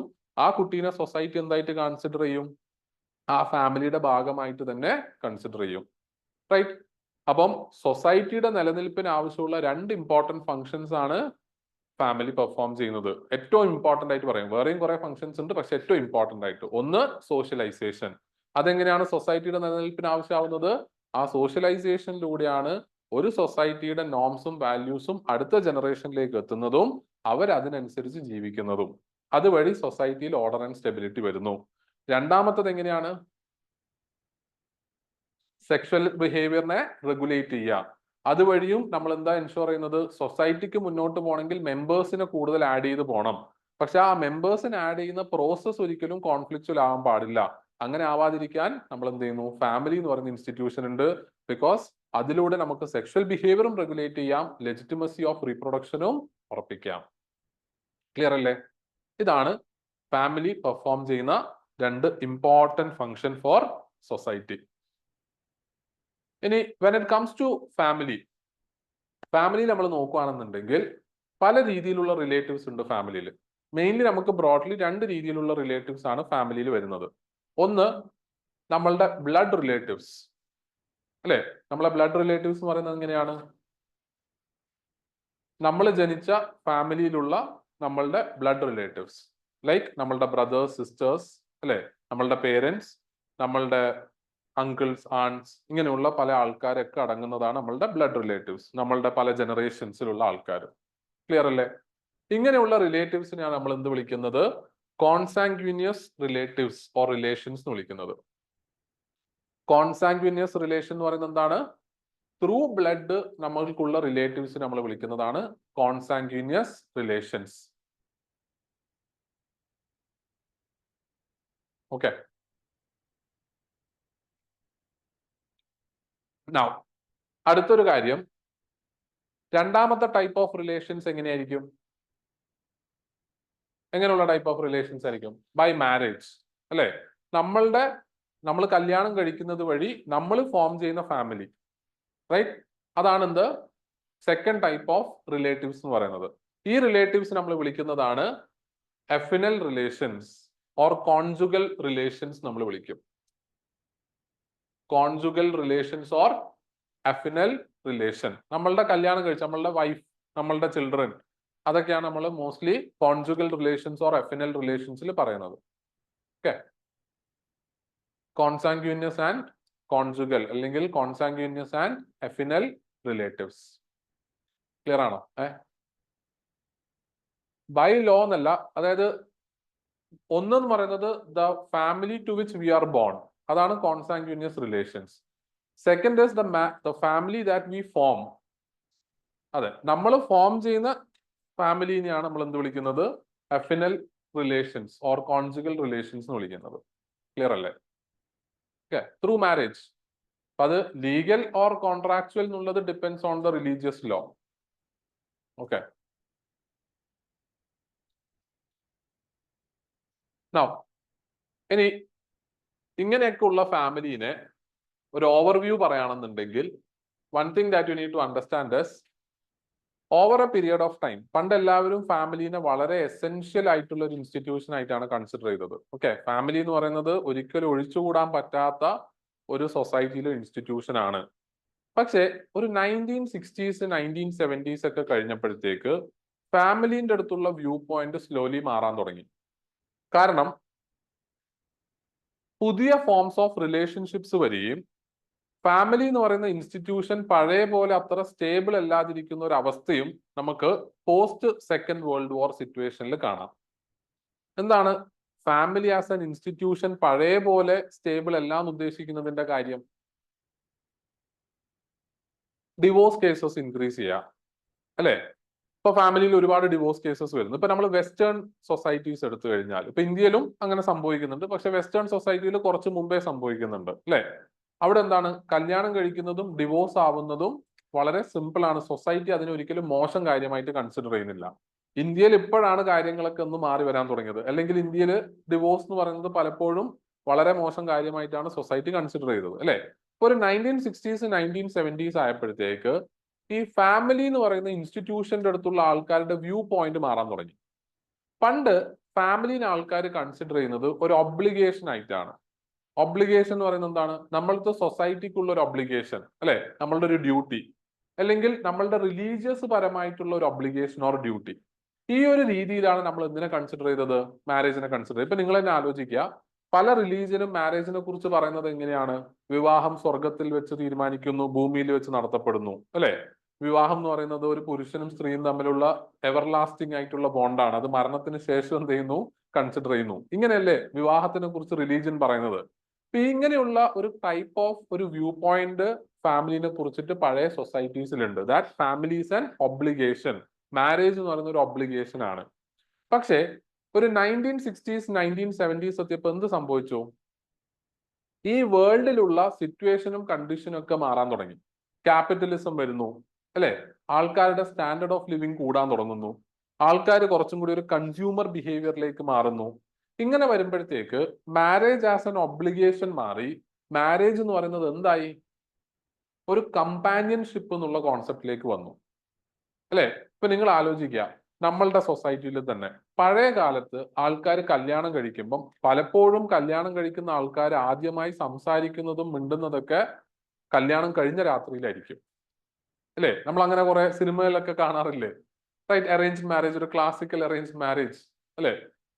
ഇപ്പം അന്ന് ചില സമയത്ത് ആ യുനോ ബ്രൈഡ് ചിലപ്പം ഗ്രൂമിന്റെ ഫോട്ടോ പോലും ചിലപ്പം കണ്ടിട്ടുണ്ടാവണം നിർബന്ധമില്ല. ഗ്രൂമും ചിലപ്പോൾ അങ്ങനെ തന്നെ ആയിരിക്കാം, ബ്രൈഡിന്റെ ഫോട്ടോ. അവിടെ എന്താണ്? കുടുംബക്കാർ തീരുമാനിക്കുന്നു, ഇവർ ആ സമയത്ത് വരുന്നു, കല്യാണം കഴിക്കുന്നു, പിന്നീട് അങ്ങോട്ട് ജീവിക്കുന്നു. ഇവർ തമ്മിൽ കമ്പാറ്റബിൾ ആണെങ്കിലും അല്ലെങ്കിലും ഇവർ ആ ലൈഫ് മുന്നോട്ടേക്ക് കൊണ്ടുപോകുന്നു, അല്ലെ? ഇവർ തമ്മിൽ വലിയ ഒരു ഭയങ്കരമായ കെമിസ്ട്രി ഉണ്ടാവണം നിർബന്ധമുണ്ടോ? ഇല്ല, റൈറ്റ്? പക്ഷെ ആ ഒരു സൊസൈറ്റി എങ്ങനെയാണോ മുന്നോട്ട് പോകുന്നത് അതുപോലെ അവർ അവരുടേതായ ഡ്യൂട്ടീസ് റെസ്പോൺസിബിലിറ്റീസ് കീപ്പ് ചെയ്ത് അവർ മുന്നോട്ട് പോകുന്നു. ഇന്നത്തെ കാലത്ത് കല്യാണത്തിനെ കുറിച്ചിട്ടുള്ള കോൺസെപ്റ്റ് അങ്ങനെയാണോ ആൾക്കാർക്ക്? എസ്പെഷ്യലി ഇപ്പൊ നിങ്ങളുടെ ഏജിലുള്ള ആൾക്കാരെടുക്കാൻ, എന്റെ ഏജിലും ആണ്, നിങ്ങളുടെ ഏജിൽ. ഓക്കെ, എങ്ങനെയാണ് ആൾക്കാരുടെ വ്യൂ പോയിന്റ് കല്യാണത്തിനെ കുറിച്ച്? അങ്ങനൊന്നുമില്ലേ? കല്യാണമേ വേണ്ടെന്നാണോ വ്യൂ പോയിന്റ്? എന്താണ് നിങ്ങളുടെ വ്യൂ പോയിന്റ് കല്യാണത്തിനെ കുറിച്ച്? അറിയാവുന്ന ഒരാളായിരിക്കണം. അത് ആരാ പറഞ്ഞത്? ഓക്കെ, ഓക്കെ, അറിയാവുന്ന ഒരാളായിരിക്കണം. പിന്നെ ഇതിന്റെ റെക്കോർഡിങ് വീട്ടുകാർക്ക് അയച്ചു കൊടുക്കും. അപ്പൊ അറിയാവുന്ന ഒരാളായിരിക്കണം. പിന്നെ പിന്നെ ആരെ? വേറെന്തെങ്കിലും ഉണ്ടോ? നമ്മൾ അതേ വൈബായിരിക്കണം. അങ്ങനെയൊക്കെയുള്ള കണ്ടീഷൻ ഇല്ലേ? കാരണം നമുക്ക് ടൈം സ്പെൻഡ് ചെയ്യാൻ പറ്റുന്ന ഒരാളായിരിക്കണം. അതുകൊണ്ട് നമ്മളുടേതായ ഒരു വൈബുമായിട്ട് ഒത്തുപോകണം. അങ്ങനെയുള്ള കുറെ കണ്ടീഷൻസ് നമുക്കുണ്ട്. എന്തുകൊണ്ട് അങ്ങനെ കണ്ടീഷൻസ് വരുന്നത്? ബിക്കോസ് നമ്മളുടെ സങ്കല്പത്തിലുള്ള കല്യാണം is not merely an obligation to the society, or it is not a religious obligation. Instead, for us, marriage is for companionship, for partnership, അല്ലെ? ആ ഒരു റൊമാൻറ്റിക് ലവ് എന്നൊക്കെ പറയുന്ന സാധനം വളരെ ഇമ്പോർട്ടന്റ് ആണ് കല്യാണത്തിൽ. അപ്പൊ എന്തുകൊണ്ടാണ് ഡിവോഴ്സ് കൂടുന്നത്? പണ്ടത്തെ കാലത്ത് ഒബ്ലിഗേഷൻ ആണ്, ആ ഒബ്ലിഗേഷൻ എക്കാലത്തും സെയിം ആണ്. പക്ഷേ when it comes to that of companionship, partnership, romantic love, ഇത് മേ ബി ഒരു പോയിന്റിൽ എന്ത് ചെയ്യാം? ഇല്ലാതെ ആവാം. അങ്ങനെ ഇല്ലാതാവുമ്പം നമ്മൾക്ക് ആ കല്യാണവുമായി മുന്നോട്ട് പോകാൻ താല്പര്യം ഉണ്ടാവോ? ഇല്ല. അപ്പൊ നമ്മൾ എന്ത് ചെയ്യും? ഡിവോഴ്സ് ചെയ്യും. അപ്പം 1960s and 70s ശേഷം ഇതുപോലുള്ള ഒരു ആംഗിളിൽ ഡിവോഴ്സ് കേസസ് കൂടാൻ തുടങ്ങുന്നു, റൈറ്റ്? നൗ ഈ 1970s ഒരുപാട് ഫെമിനിസ്റ്റ് മൂവ്മെന്റും വേൾഡിൽ നടക്കുകയാണ്. ഓക്കെ, ഫെമിനിസ്റ്റ് മൂവ്മെന്റ്സിന്റെ ഒരു പീക്കാണ് 1970s എന്ന് പറയുന്നത്. ഈ 1970s ഫെമിനിസ്റ്റ് മൂവ്മെന്റ്സിലൊക്കെ അവർ പറഞ്ഞൊരു കാര്യം, സ്ത്രീകളെ ഏറ്റവും കൂടുതൽ എക്സ്പ്ലോയിറ്റ് ചെയ്യുന്ന ഒരു ഇൻസ്റ്റിറ്റ്യൂഷൻ എന്താണ്? ഫാമിലിയും മാരേജും ആണ്. സ്ത്രീകൾ രക്ഷപ്പെടണമെന്നുണ്ടെങ്കിൽ ഈ സമൂഹത്തിൽ നിന്ന് എന്തൊഴിവാക്കണം? മാരേജും ഫാമിലി ഒഴിവാക്കിയാൽ മാത്രമേ സ്ത്രീകൾ എന്ത് ചെയ്യുള്ളൂ? രക്ഷപ്പെടുള്ളൂ. Because family is the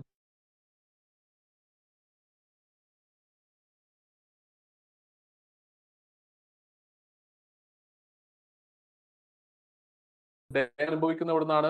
family നിന്നാണ്. അതിന്റെ ഒരു ഔട്ട്വേർഡ് പ്രൊജക്ഷൻ ആണ് നമ്മൾ പബ്ലിക്കിലേക്ക് ഇറങ്ങി പോകുമ്പോൾ ഫേസ് ചെയ്യുന്നതും. അപ്പൊ വൺസ് ഫാമിലി എന്ന് പറയുന്ന ഇൻസ്റ്റിറ്റ്യൂഷൻ ഇല്ലാതായാൽ വിമൻ എന്ത് കിട്ടും? ലിബറേഷൻ കിട്ടും എന്നാണ് പറയുന്നത്. അപ്പൊ അതിലും എന്ത് ഫാമിലിനെ കുറിച്ച് മോശം അഭിപ്രായം വരാൻ തുടങ്ങി. ഇങ്ങനെ കുറെ ഇൻസ്റ്റൻസസ് വന്നപ്പോഴത്തേക്ക് പലരും ഫാമിലി നമ്മൾ പറയുന്നത് പോലെ ഇമ്പോർട്ടന്റ് ആണോ എന്ന് ചോദിക്കാനും തുടങ്ങി.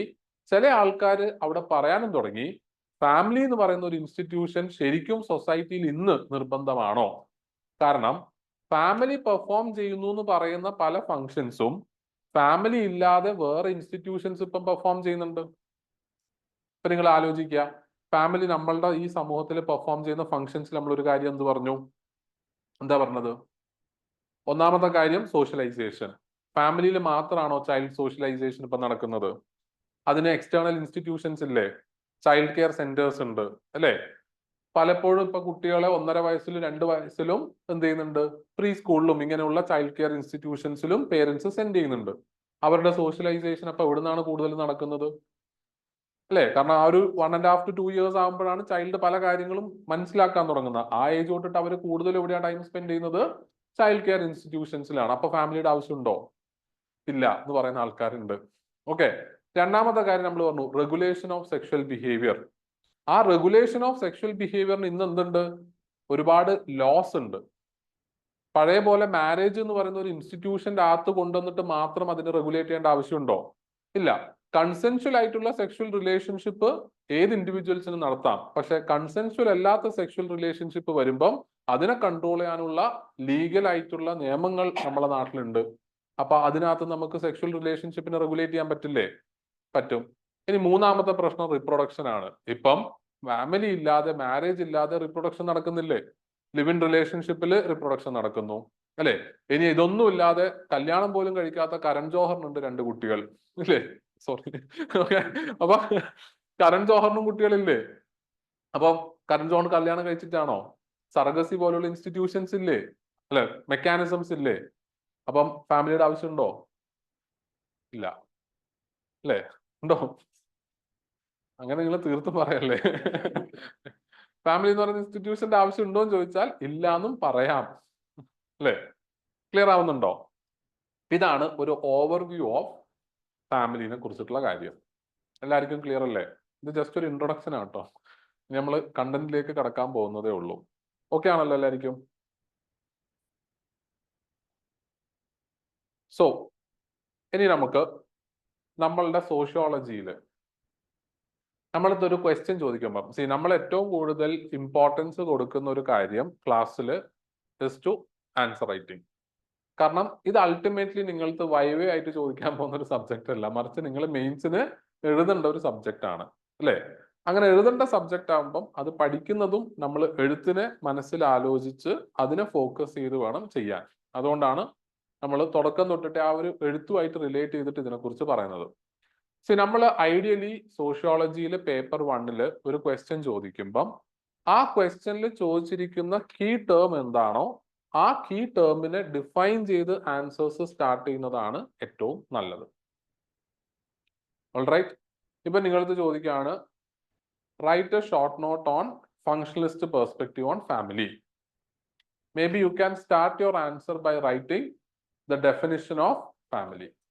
ബിക്കോസ് നമ്മളുടെ ഒരു ആൻസർ റൈറ്റിംഗ് ആസ്പെക്ടിനെ കുറിച്ചിട്ട് ഞാൻ പറയാം. ഓക്കെ. UPSC നമ്മൾക്ക് 10 മാർക്കർ ക്വസ്റ്റ്യൻസും ഉണ്ട്, 20 മാർക്കർ ക്വസ്റ്റ്യൻസും ഉണ്ട്. ഓക്കെ. UPSC നമ്മളുടെ ടോട്ടൽ ക്വസ്റ്റ്യൻസ് എടുത്തു കഴിഞ്ഞാൽ 19 ക്വസ്റ്റ്യൻസ് ആണ് ഓപ്ഷണൽ പേപ്പറിൽ നിങ്ങൾക്ക് ഉണ്ടാവുക. ആ 19 ക്വസ്റ്റ്യൻസിനകത്ത് 13 10 മാർക്കർ ക്വസ്റ്റ്യൻസും 6 20 മാർക്കർ ക്വസ്റ്റ്യൻസും ആണ് നിങ്ങൾക്ക് കിട്ടാൻ പോകുന്നത്. ഓൾറൈറ്റ്. ഇതാണ് ഇതിന്റെ ഒരു ഡിവിഷൻ. നൗ UPSC മാർക്ക് കൊടുക്കുന്നതിന് കൃത്യമായ സർട്ടൻ പാരാമീറ്റേഴ്സും ഡിവിഷൻസും ഉണ്ട്. നിങ്ങൾ എഴുതുന്ന ആൻസറിൽ 3 പാർട്ടായിട്ടല്ലേ നിങ്ങൾ ഇതിനോടകം നിങ്ങളുടെ GS ഇൻസ്റ്റിറ്റ്യൂട്ടിലൊക്കെ ആൻസേഴ്സ് എഴുതാൻ തുടങ്ങിയിട്ടുണ്ടാവും. എന്തൊക്കെയാണ് 3 പാർട്ട് വരുന്നത്? Introduction, body, conclusion. നമ്മൾ IBC എന്ന് പറയും. Introduction, body, conclusion. നൗ ഇൻട്രൊഡക്ഷനും കൺക്ലൂഷനും ജനറലി ഓരോ മാർക്ക് വെച്ചിട്ട് UPSC അലോട്ട് ചെയ്യാറുണ്ട് ജനറലി. ഓക്കെ, റിമൈനിങ് 8 മാർക്സ് നിങ്ങളുടെ ബോഡിയിലായിരിക്കും. Body in the sense may be 2 part address ചെയ്യാനുണ്ടെങ്കിൽ അതിനെ വീണ്ടും ഡിവൈഡ് ചെയ്ത് 4 എന്നാക്കും. ഇപ്പൊ നിങ്ങളെ ക്വസ്റ്റ്യന്റെ നേച്ചർ അനുസരിച്ച് നിങ്ങൾക്ക് 2 വശം എഴുതാനുണ്ട്. ഓക്കെ, അങ്ങനെ 2 വശം എഴുതാനുണ്ടെങ്കിൽ അതിൽ ഒരു സൈഡിന് 4 മാർക്സും അടുത്ത സൈഡിന് 4 മാർക്സും, ഇൻട്രൊഡക്ഷനും കൺക്ലൂഷനും ഓരോ മാർക്ക് വീതം, ടോട്ടൽ 10 മാർക്സ് ആണ് ഉണ്ടാവുക. ഓൾറൈറ്റ്, ഈ 1 മാർക്ക് ഫോർ ഇൻട്രൊഡക്ഷൻ നിങ്ങൾക്ക് കിട്ടണമെന്നുണ്ടെങ്കിൽ പേരിന് വളരെ ജനറിക് ആയിട്ട് ഒരു സാധനം എഴുതി വെച്ചാൽ ആ 1 മാർക്ക് നിങ്ങൾക്ക് കിട്ടില്ല. വളരെ സ്പെസിഫിക് ആയി എന്തെങ്കിലും എഴുതിയാലേ നിങ്ങൾക്ക് ആ 1 മാർക്ക് കിട്ടുള്ളൂ. ഇത് GS-നും ബാധകമാണ്. ഓക്കെ, ഇത് ഓപ്ഷണലിൽ മാത്രമല്ല GS-നും ബാധകമാണ്. ഇനി ഓപ്ഷണലിനെ സംബന്ധിച്ചിടത്തോളം അവിടെ വളരെ സ്പെസിഫിക് ആയി എന്തെങ്കിലും എഴുതാനുള്ള ഏറ്റവും ബെസ്റ്റ് സാധനം എന്താണ്? നിങ്ങൾക്ക് തന്നിരിക്കുന്ന കീ ടേമിനെ ഡിഫൈൻ ചെയ്യുക, അല്ലെങ്കിൽ അതിനെ പ്രോപ്പർലി എക്സ്പ്ലെയിൻ ചെയ്യുക. ഇപ്പൊ ഞാൻ നേരത്തെ പറഞ്ഞ question, write a short note on functionalist perspective on family. ഇവിടെ 2 കീ ടേംസ് ഉണ്ട്. ഫങ്ഷണലിസ്റ്റ് പെർസ്പെക്റ്റീവ് എന്നുള്ളത് ഒരു കീ ടേം ആണ്, ഫാമിലി എന്നുള്ളത് ഒരു കീ ടേം ആണ്. Either you can start by explaining what is functional perspective or you can define what is family. ഇത് രണ്ടായാലും നിങ്ങൾക്ക് മാർക്ക് കിട്ടും. രണ്ടും കൂടി ചെയ്യേണ്ട ആവശ്യമില്ല, ബിക്കോസ് ഇതൊരു 10 മാർക്കർ ആണ്. ഇത് രണ്ടും കൂടിയൊക്കെ എഴുതി വെച്ച് കഴിയുമ്പോഴത്തേക്കിന് നിങ്ങളുടെ സ്ഥലം കുറെ പോകും. അതുകൊണ്ട് ഇതിൽ ഏതെങ്കിലും ഒന്ന് നിങ്ങൾ എഴുതിയാൽ നിങ്ങൾക്ക് ആ ഇൻട്രൊഡക്ഷനുള്ള 1 മാർക്ക് കൃത്യമായി കിട്ടും. ഓക്കെ ആണോ? ക്ലിയർ അല്ലേ? അപ്പൊ അതുകൊണ്ട് തന്നെ എല്ലാ ടോപ്പിക്സിന്റെയും പറ്റുവാണെന്നുണ്ടെങ്കിൽ ഒരു ഡെഫിനിഷൻ നിങ്ങൾ എന്ത് ചെയ്യാം, പഠിച്ചു വെക്കുക. അത് നിങ്ങൾക്ക് വളരെയധികം യൂസ്ഫുൾ ആയിരിക്കും. ഇൻട്രൊഡക്ഷനെ കുറിച്ച് ആലോചിച്ച് നിങ്ങൾ പിന്നെ വേവലാതിപ്പെടേണ്ടി വരില്ല. ക്ലിയർ അല്ലേ? ഐഡിയ മനസ്സിലായോ? ഇനി ഇത് പറഞ്ഞ സ്ഥിതിക്ക് ഞാൻ പറയാം, UPSC 10-ൽ എത്ര മാർക്സ് ആണ് മാക്സിമം തരാന്നറിയോ? 5ഓ?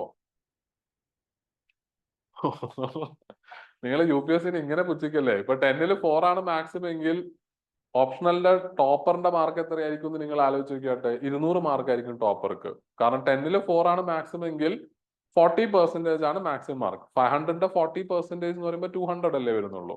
അത്ര അല്ലല്ലോ, 300-ഉം 300+ പോകുന്നുണ്ടല്ലോ. ശരിക്കും 10 മാർക്കറിന്റെ ഒരു ക്വസ്റ്റ്യനിൽ ആവറേജ് മാർക്ക് UPSC അവാർഡ് ചെയ്യുന്നത് 4 to 5 ആണ്.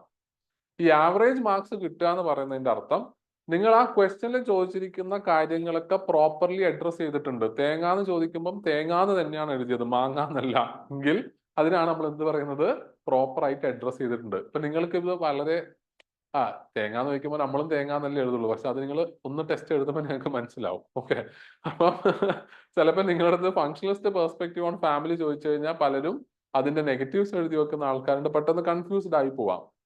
അപ്പൊ എനിവേ, നിങ്ങൾ ആ ക്വസ്റ്റ്യനെ പ്രോപ്പർലി അഡ്രസ് ചെയ്തിട്ടുണ്ട്, അത്യാവശ്യം ഡീസെന്റ് കണ്ടന്റ് കൊടുത്തിട്ടുണ്ട്. അങ്ങനെ എക്സ്ട്രോർഡിനറി കണ്ടന്റ് ആണെന്ന് പറയാൻ പറ്റില്ല, പക്ഷെ അത്യാവശ്യം ഡീസെന്റ് കണ്ടന്റ് ഉണ്ട്. ആകെ മൊത്തത്തിൽ കുഴപ്പമില്ല എന്നുള്ളതാണെങ്കിൽ നിങ്ങൾക്ക് 4 to 5 മാർക്സ് കിട്ടും. Also depending on your neatness. Okay, അതായത് നീറ്റ് പ്രസന്റേഷന് UPSC എന്ത് ചെയ്യുന്നുണ്ട്, അതൊരു റിട്ടൺ ലോ ഒന്നുമല്ല, പക്ഷെ ജനറലി നല്ല നീറ്റായിട്ട് എഴുതുന്ന ആൾക്കാർക്ക് കുറച്ചും കൂടി, അത്ര വൃത്തിയില്ലാതെ എഴുതുന്ന ഒരാളെ സംബന്ധിച്ചിടത്തോളം നീറ്റായിട്ട് എഴുതുന്ന ഒരാൾക്ക് ചെറിയ മാർക്കിലെ ഡിഫറൻസസ് വരാം. Okay, so basically 4 to 5 marks ആണ് നിങ്ങൾ പ്രോപ്പർ അഡ്രസ് ചെയ്ത് അത്യാവശ്യം തിരക്കേടില്ലാതെ എഴുതിയാൽ നിങ്ങൾക്ക് കിട്ടുക. ഇനി അതിനകത്ത് നിങ്ങൾ കുറച്ചും കൂടി ബെറ്റർ ആയിട്ടുള്ള പോയിന്റ്സ് കൊണ്ടുവരുന്നു, നല്ല എക്സാമ്പിൾസ് നിങ്ങൾ എഴുതുന്നു, ഇങ്ങനത്തെ കാര്യങ്ങളൊക്കെ വരുമ്പം നിങ്ങളുടെ മാർക്സ് 6-ലേക്കോ 7-ലേക്കോ പോവാം. ഓക്കെ, ഡിപ്പെൻഡിങ് അപ്പോൺ എത്ര നല്ല പോയിന്റ്സ് ആണ് നിങ്ങൾ കൊണ്ടുവരുന്നത്, എത്ര നല്ല എക്സാമ്പിൾസ് ആണ് നിങ്ങൾ എഴുതുന്നത് എന്നൊക്കെ ഡിപ്പെൻഡ് ചെയ്തു മൊത്തത്തിൽ ഓവറോൾ അവർക്ക് ഓക്കെ ഇത് അടിപൊളിയാണ്, വളരെ യുണീക്ക് ആയിട്ടുള്ള. ബേസിക്കലി UPSC ചെയ്യുന്ന ഒരു കാര്യം, മെയിൻസ് എക്സാമിനകത്ത് യുണീക്ക് ആയിട്ടുള്ള കണ്ടന്റ് എഴുതുന്ന ആൾക്കാർ, യുണീക്ക് ആയിട്ടുള്ള കണ്ടന്റ് ഉദ്ദേശിക്കുന്നത് നിങ്ങളായിട്ട് ഉണ്ടാക്കിയ കണ്ടന്റ് അല്ല, അങ്ങനെ ഒരിക്കലും എഴുതേണ്ട ആവശ്യമില്ല. മറിച്ച് എല്ലാവരും സ്വതവേ എന്താ ചെയ്യുക, UPSC പ്രിപ്പറേഷനിൽ നമ്മൾ ഏതെങ്കിലും ഒരു സ്ഥലത്ത് പോയി പഠിക്കുന്ന ഒരു മെറ്റീരിയൽ ഉണ്ടാവും. ആ മെറ്റീരിയലിലുള്ള വാക്കുകളും ആ മെറ്റീരിയലിലുള്ള എക്സാമ്പിൾസും ആ മെറ്റീരിയലിലുള്ള ഡയഗ്രാമും അതേപോലെ നമ്മൾ പടർത്തും അല്ലെ. ഇതിന്റെ അപ്പുറത്തേക്കോ ഇപ്പുറത്തേക്കോ നമ്മൾ എന്ത് ചെയ്യില്ല, നമ്മളതായ സാധനമൊന്നും പേപ്പറിൽ ഇടില്ല. നമ്മളതായ സാധനം ഇടാന്ന് ഉദ്ദേശിക്കുന്നത് എന്താണ്, വേറെ വല്ല സോഴ്സിൽ പോയി കുറച്ച് എക്സാമ്പിൾസോ വേറെ സ്ഥലങ്ങളിലേക്ക് കൂടി ചിന്തിച്ച് കുറച്ച് ഡിഫറെന്റ് ഡയഗ്രംസോ വരക്കാനുള്ള ഒരു എഫേർട്ട് നമ്മളെ സൈഡിൽ നിന്ന് പലപ്പോഴും നമ്മൾ എടുക്കില്ല. റൈറ്റ്? സോ UPSC-യിൽ ഇവർക്ക് കറക്റ്റ് മനസ്സിലാവും ഇതെല്ലാവരും ഒരേ സ്ഥലത്ത് നിന്ന് പഠിച്ച് ഒരേ രീതിയിൽ എഴുതുന്ന ആൻസർ ആണെന്ന് മനസ്സിലാവും. എങ്ങനെയാ മനസ്സിലാവുക? ബിക്കോസ് ഇവരെല്ലാവരും ഒരുമിച്ചിരുന്നിട്ടാണ് കറക്റ്റ് ചെയ്യുക. അപ്പൊ ഇവർ അങ്ങോട്ടും ഇങ്ങോട്ടും ഡിസ്കസ് ചെയ്യും. എക്സാമ്പിൾ ഇത് തന്നെയാണോ കൊടുത്തത്? എല്ലാവരും അതാ കൊടുത്തത്. ഓക്കെ, മനസ്സിലായി. സീരിയസ്ലി അങ്ങനെയാണ് പ്രോസസ്സ് നടക്കുന്നത്. ദേ അണ്ടർസ്റ്റാൻഡ് ദാറ്റ് ഓക്കെ ഇതൊരു ഇൻസ്റ്റിറ്റ്യൂട്ടിന്റെ അടുത്ത് നിന്ന് പഠിച്ചു വന്ന് എഴുതുന്നതാണ്. അപ്പൊ അതുകൊണ്ടാണ് നമ്മൾ എന്ത് ചെയ്യുന്നത്, നിങ്ങൾക്ക് നമ്മളെ ബുക്കിൽ നമ്മൾ ഒത്തിരി അധികം എക്സാമ്പിൾസ് ആഡ് ചെയ്യാറില്ല. മറിച്ച് നമ്മൾ അതെന്താ ചെയ്യുന്നത്, ഓരോ ടോപ്പിക് നമ്മൾ ഡിസ്കസ് ചെയ്യുമ്പോൾ ആ ടോപ്പിക് ഡിസ്കഷന്റെ ഭാഗമായി നിങ്ങളുടെ ക്ലാസ്സിൽ നിന്ന് തന്നെ വരുന്ന എക്സാമ്പിൾ ആയിരിക്കും നിങ്ങൾ എഴുതുന്നത്. അപ്പൊ നമുക്ക് എന്ത് ചെയ്യാം, കുറച്ചും കൂടി യുണീക്ക് ആയിട്ടുള്ള എക്സാമ്പിൾസ് കിട്ടും. ഇപ്പം നമ്മളുടെ ഫസ്റ്റ് ബാച്ചിലുള്ള എക്സാമ്പിൾസ് ആയിരിക്കില്ല സെക്കൻഡ് ബാച്ചിലുള്ള എക്സാമ്പിൾസ് വരുന്നത്. കാരണം എന്താ, നിങ്ങൾ പറയുന്ന എക്സാമ്പിൾ ആണ് ഞാൻ എടുക്കുക. റൈറ്റ്? അപ്പൊ ആ ക്ലാസ്സിലെ ആൾക്കാർ പറഞ്ഞ എക്സാമ്പിൾ വേറെ ആയിരിക്കും, നിങ്ങൾ പറയാൻ പോകുന്ന എക്സാമ്പിൾ വേറെ ആയിരിക്കും. അങ്ങനെ ഒരു ഡിഫറൻസ് കൊണ്ടുവരാൻ നമ്മൾ ശ്രമിക്കുക എന്നുള്ളതാണ്. അപ്പം കുറച്ചൊന്ന് യുണീക്ക് ഒക്കെ ആക്കി കൊടുക്കുകയാണെന്നുണ്ടെങ്കിൽ they will get more impressed. Okay, once അവർ ഇംപ്രസ് ചെയ്യാൻ നമുക്ക് പറ്റിയാൽ then we stand a chance to get 6 to 7 marks. ഈ 7 ആണ് ഹയസ്റ്റ്. കാരണം 7ന്റെ മുകളിൽ ഒരു പേപ്പറിന് മാർക്ക് കൊടുക്കണമെങ്കിൽ ഇവർ എന്ത് ചെയ്യണം എന്ന് വെച്ചാൽ ആദ്യം ആ കറക്റ്റ് ചെയ്ത ആള് ചീഫ് എക്സാമിനറിനെ പോയി കാണിക്കണം. എന്നിട്ട് ചങ്ങായി നോക്കിയിട്ട് പറയണം ഇതിന് 8 കൊടുക്കാം. എന്നിട്ട് ഇവർ ആ കറക്റ്റ് ചെയ്യുന്ന ബാക്കി എല്ലാവർക്കും ആ പേപ്പർ കൊടുത്തിട്ട് എല്ലാവരും വായിച്ചു നോക്കി എല്ലാവരും യുനാനിമസ് ആയിട്ട് പറയണം ഓക്കെ ഈ പേപ്പറിന് 8 കൊടുക്കാം. ഇത്രയും തലവേദനക്കൊന്നും ആരും നിൽക്കില്ല. അവര് 7 കൊടുത്തിട്ട് എന്ത് ചെയ്യും, ഒഴിവാക്കും എന്നുള്ളതാണ്. കാരണം 7ന്റെ മുകളിൽ കൊടുക്കണമെങ്കിൽ യുനാനിമസ് ആയിട്ട് മാത്രമേ അതിന് കൊടുക്കാൻ പാടുള്ളൂ എന്നുള്ളതാണ് നിയമം എന്നാണ് നമ്മൾ കേട്ടറിഞ്ഞത്. ഓക്കെ, ക്ലിയർ ആണോ? ഇതാണ് ഇതിന്റെ ഒരു സ്ട്രക്ചർ. അപ്പൊ നമ്മൾ ടാർഗറ്റ് ചെയ്യേണ്ടത് എന്ത് കിട്ടാനാണ്, ഈ ഒരു 6 to 7 റേഞ്ചിൽ മാർക്സ് കിട്ടിയാൽ തന്നെ 6 മാർക്സ് എന്ന് പറയുമ്പോൾ 10ൽ എത്രയാ, 60% അല്ലെ, മീനിങ് 300. നമുക്ക് ആ 300 ലെവലിൽ മാർക്സ് സ്കോർ ചെയ്യണമെന്നുണ്ടെങ്കിൽ ഒന്ന് നമ്മൾ എഴുത്തിൽ പ്രോപ്പർ ആയിട്ടുള്ള കാര്യങ്ങൾ നമുക്ക് ഈ 6 to 7 മാർക്സ് കിട്ടാൻ വേണ്ടി നമ്മൾ ഒരുപാട് കണ്ടന്റ് പഠിക്കലല്ല. ഇത് ഞാൻ ഫസ്റ്റ് ക്ലാസ്സിൽ തന്നെ നിങ്ങളടുത്ത് പറയാം.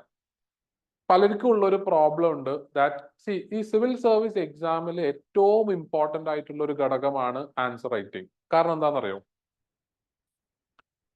എന്തുകൊണ്ടാണ് ഇതിന്റെ റീസൺ? സിവിൽ സർവീസ് നിങ്ങൾ ഇതിനു മുമ്പ് നിങ്ങൾ ചിലപ്പോൾ സ്കൂളിൽ പഠിച്ചിട്ടുണ്ടാവും, കോളേജിൽ പഠിച്ചിട്ടുണ്ടാവും. ആരെങ്കിലും നിങ്ങളത് പറഞ്ഞിട്ടുണ്ടോ ഡെയിലി എഴുതണം? ഇല്ല അല്ലെ? ഇവിടെ സിവിൽ സർവീസ് പഠിക്കാൻ വരുന്നത് തൊട്ടിട്ട് നിങ്ങൾ കേൾക്കുന്ന കാര്യമായിരിക്കും ഡെയിലി എഴുതണം, ഡെയിലി എഴുതണം. എന്തുകൊണ്ട് സ്കൂളിലും കോളേജിലും അത് പറഞ്ഞില്ല? എന്തുകൊണ്ട് ഇവിടെ അത് പറയുന്നു? എന്തുകൊണ്ടാ? നിങ്ങൾ സ്കൂളിലും കോളേജിലും നിങ്ങൾ സെറ്റ് സാധനം പഠിക്കുന്നു, അത് അതേപോലെ എഴുതി വെക്കുന്നു, മാർക്ക് കിട്ടുന്നു. ഇവിടെ അങ്ങനെ ഉണ്ടോ? ഇല്ല. നിങ്ങൾ അസംബിൾ ചെയ്യണം. അസംബ്ലിംഗ് പ്രോസസ് ആണ്. എന്താണ് ഈ അസംബ്ലിംഗ് പ്രോസസ് എന്ന് ഉദ്ദേശിക്കുന്നത്? നിങ്ങൾ കുറെ ഭാഗങ്ങളിൽ നിന്ന് പഠിച്ച കണ്ടന്റ് ആ ക്വസ്റ്റ്യന്റെ ഡിമാൻഡ് അനുസരിച്ച് അതിനനുസരിച്ച് നിങ്ങൾ അതിനൊന്ന് തരപ്പെടുത്തി എഴുതണം. അപ്പൊ അവിടുന്ന് ഇവിടുന്നൊക്കെ ഉള്ള കണ്ടന്റിനെ നിങ്ങൾ മിക്സ് ചെയ്ത് അസംബിൾ ചെയ്തിട്ട് നല്ലൊരു ആൻസറായി എഴുതണ്ടേ? ആ പ്രോസസ്സ് നിങ്ങൾ വിചാരിക്കുന്ന പോലെ എളുപ്പമല്ല. അത് നിങ്ങൾ എഴുതിക്കൊണ്ടിരിക്കുമ്പോൾ മാത്രമേ ആ പ്രോസസ്സ് നിങ്ങൾക്ക് വഴങ്ങുള്ളൂ. ഓക്കെ, ആ പ്രോസസ്സിലേക്ക് നിങ്ങൾ കംഫർട്ടബിൾ ആയി നിങ്ങൾക്ക് എഴുതാൻ പറ്റുന്ന, സ്മൂത്ത് ആയി എഴുതാൻ പറ്റുന്ന ഒരു അവസ്ഥയിലേക്ക് നിങ്ങൾ എത്തുള്ളൂ. ആസ് എ റിസൾട്ട് ഈ ആൻസർ റൈറ്റിംഗ് വളരെ ഇമ്പോർട്ടന്റ് ആണ്.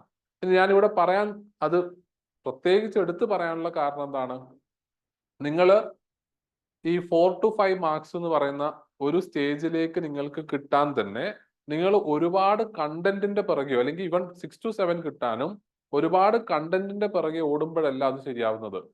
നിങ്ങൾക്കുള്ള കണ്ടന്റിനെ ഇഫക്റ്റീവ്ലി ആൻസേഴ്സിൽ നല്ല രീതിയിൽ പ്രസന്റ് ചെയ്യാൻ പറ്റുന്ന ഒരു കഴിവ് വരുമ്പോഴാണ് നിങ്ങളുടെ മാർക്ക് 6 to 7 എത്തുള്ളൂ.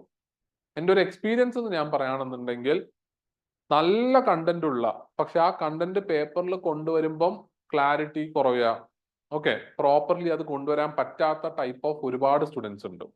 എന്തുകൊണ്ടാണ് അങ്ങനെ സംഭവിക്കുന്നത്? അവർക്ക് എഴുതാൻ മടിയാണ്, എഴുതാൻ താല്പര്യമില്ല, എഴുതി പ്രാക്ടീസ് ചെയ്യില്ല, പഠിക്കും, ഇരുന്ന് പഠിക്കും, പക്ഷെ എഴുതില്ല. അങ്ങനെ വരുമ്പോൾ മാർക്ക് വരുമോ?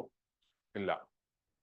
അപ്പം കണ്ടന്റിന്റെ പിറകെ ഓടുന്നതിനേക്കാളും വളരെ ഇമ്പോർട്ടൻറ്റ് നിങ്ങൾക്കുള്ള കണ്ടന്റ് പ്രോപ്പറായി പഠിച്ച് ആ കണ്ടന്റിനെ പ്രോപ്പറായി പല ആൻസേഴ്സിലും എങ്ങനെ കൊണ്ടുവരാം എന്നുള്ളത് എഴുതി എഴുതി ശീലിക്കുന്നതാണ് വളരെ ഇമ്പോർട്ടൻറ്റ്. ഇപ്പൊ നമ്മൾ മെയിൻസ് ടെസ്റ്റ് സീരീസ് ഒക്കെ നടക്കുന്ന സമയമാണ്, നിങ്ങൾക്ക് അറിയുന്നുണ്ടാവുമല്ലോ. ഇപ്പം നമ്മളെ മെയിൻ ടെസ്റ്റ് സീരീസ് എഴുതുമ്പോൾ മാർക്ക് കുറയുന്ന സ്റ്റുഡൻസ് ചെയ്യുന്ന ഒരു കാര്യം എന്താണെന്നറിയോ? അവരെന്ത് ചെയ്യും? അവർ വിചാരിക്കുന്നത് അവരുടെ പ്രോബ്ലം കണ്ടന്റ് ആണ്. ഓക്കെ, നമ്മൾ കാരണം അങ്ങനെയാണല്ലോ നമ്മൾ മൊത്തം റിലേറ്റ് ചെയ്തിരിക്കുന്നത് നമ്മൾ എഡ്യൂക്കേഷൻ സിസ്റ്റത്തിൽ. മാർക്ക് കുറഞ്ഞാൽ നമ്മൾ പഠിച്ചിട്ടില്ല, നമ്മളെ കണ്ടന്റ് പോരാ. പക്ഷെ യഥാർത്ഥത്തിലുള്ള റീസൺ അതല്ല എന്നുള്ളത് നമ്മൾ പറഞ്ഞാൽ പോലും അവർക്ക് പലപ്പോഴും മനസ്സിലാക്കാൻ പറ്റുന്നില്ല. ബിക്കോസ് അവരടുത്ത് നമ്മൾ ആ ക്വസ്റ്റ്യനെ എങ്ങനെ ചിന്തിക്കണം, എങ്ങനെ കണ്ടന്റ് കൊണ്ടുവരണം എന്നുള്ളതിന് ഒരു ഐഡിയ കൊടുത്തിട്ട് അതിന്റെ ആൻസർ പറയാൻ പറയുമ്പോൾ അവർക്ക് ആൻസർ പറയാൻ പറ്റുന്നുണ്ട്. നമ്മൾ അവർക്ക് ചോദിക്കുന്ന കാര്യമാണ്, നമ്മളുടെ ആൻസർ കീയിലുള്ള പോയിന്റ്സ് നിങ്ങൾ പഠിക്കാത്തതാണോ? അല്ല. ഒരു 80% എങ്കിലും നിങ്ങൾക്ക് അറിയുന്ന കാര്യങ്ങളല്ലേ? അതെ, അറിയുന്ന കാര്യങ്ങളാണ്. അപ്പൊ എന്തുകൊണ്ടാണ് നിങ്ങൾക്കത് എഴുതാൻ പറ്റാത്തത്? നിങ്ങൾക്ക് അറിയാത്തത് കൊണ്ടാണോ? അല്ല. അറിയാത്തതാണെങ്കിൽ ആ ആൻസർ കീയിലുള്ളതൊന്നും അവർക്ക് അറിയാൻ പാടില്ല. പക്ഷെ എല്ലാം അറിയാം. അവർ പറയുന്നു ആൻസർ കീ വായിച്ചപ്പോഴാണ് മനസ്സിലായോ ഇതാണ് അവിടെ എഴുതേണ്ടത്, അല്ലെങ്കിൽ അത് കൊണ്ടുവന്നാൽ മതിയായിരുന്നു. നിങ്ങൾക്ക് തന്നെ ഇത് റിയലൈസ് ചെയ്യണമെങ്കിൽ നിങ്ങൾ ചെയ്യേണ്ട ഒരു കാര്യം, കുറച്ചുകൂടി കഴിയുമ്പോഴത്തേക്ക് നിങ്ങൾ ടോപ്പേഴ്സിന്റെ ആൻസർ ഷീറ്റ് വായിക്കുക. ഓക്കെ, ഇപ്പൊ നിങ്ങൾ എനിക്ക് ഇത്ര എളുപ്പമാണോ മാർക്ക് വാങ്ങിക്കുക? ഇവർ വളരെ സിമ്പിൾ ആയിട്ടാണല്ലോ എഴുതുന്നത്. നമുക്കൊക്കെ അറിയുന്ന പോലത്തെ കാര്യങ്ങളാണല്ലോ ഇവർ എഴുതുന്നത്. നമ്മൾക്കൊക്കെ അറിയുന്ന പോലത്തെ കാര്യങ്ങളാണ് എഴുതുന്നതെന്ന് നമുക്ക് തോന്നുന്നത് എന്തുകൊണ്ടാണ്? നമ്മൾ അത് അവിടെ കാണുമ്പോൾ ഓക്കെ ഇത് എനിക്ക് അറിയുന്ന കാര്യം അവിടെ എഴുതിയിട്ടുണ്ട്. പക്ഷെ നിങ്ങൾ അതൊന്നും എഴുതി നോക്കിയേ, നിങ്ങൾക്ക് അറിയുന്ന ഈ കാര്യങ്ങളൊന്നും അവിടെ എന്ത് ചെയ്യില്ല, വരില്ല. നിങ്ങൾ അത് എഴുതില്ല. അറിയാം, പക്ഷെ അത് എഴുതില്ല. എന്തുകൊണ്ടാണ്? ബിക്കോസ് നിങ്ങൾ ആ എഴുതി ആൻസറിലേക്ക് പോയിന്റ് വളരെ സ്മൂത്ത് ആയിട്ട് നല്ല ഫ്ലോയിൽ കൊണ്ടുവരുന്നതിനെ കുറിച്ച് നിങ്ങൾക്ക് ധാരണ ഇല്ലാത്തതുകൊണ്ടാണ്. അതിന്റെ മനസ്സിലായോ? ഇതൊക്കെ നമ്മൾ തുടക്കത്തിലെ ശ്രദ്ധിക്കേണ്ട കാര്യമാണ്. തുടക്കത്തിലെ എഴുതി ഫോക്കസ് ചെയ്ത് പ്ലാൻ ചെയ്ത് നമ്മൾ പഠിക്കുക. ഓക്കെ, സോ നമ്മൾ ഡെഫിനേഷനെ കുറിച്ച് പറഞ്ഞതിന്റെ ബാക്കിയായിട്ട് പറയാം. So when it comes to definition of family, നമുക്ക് ബുക്കിൽ നമ്മൾ ഒരു 4-5 ഡിഫറെന്റ് ടൈപ്സ് ഓഫ് ഡെഫിനേഷൻസ് തന്നിട്ടുണ്ട്. ഓക്കെ, നിങ്ങൾ ബ്രോഡ്കാസ്റ്റ് മെസ്സേജിനകത്ത് നിങ്ങൾക്ക് മോസ്റ്റ് പ്രോബബ്ലി ഇന്നത്തെ ഈ ചാപ്റ്ററിന്റെ PDF കിട്ടിയിട്ടുണ്ടാവാം. അല്ലെങ്കിൽ ഇവിടുത്തെ നിങ്ങൾക്ക് മെസ്സേജ് വന്നിട്ടുണ്ടായിരുന്നോ ഇന്നത്തെ ലിങ്കിന്റെ കാര്യങ്ങൾ പറഞ്ഞിട്ടോ? ആ നമ്പറിൽ നിന്ന് നിങ്ങളുടെ ഫോണിൽ മോസ്റ്റ് പ്രോബബ്ലി നിങ്ങളുടെ വാട്സാപ്പിൽ ഒരു PDF വന്നിട്ടുണ്ടാവും. അത് ഇന്നത്തെ ചാപ്റ്ററിന്റെ PDF ആണ്. ഓക്കെ, അതൊന്ന് റെഫർ ചെയ്താൽ മതി. ഫാൻ ഓഫ് ആക്കണോ? എല്ലാം ഓഫ് ആക്കണോ? എല്ലാവരും തണുത്ത് വിറച്ചിരിക്കുകയാണോ? അപ്പോ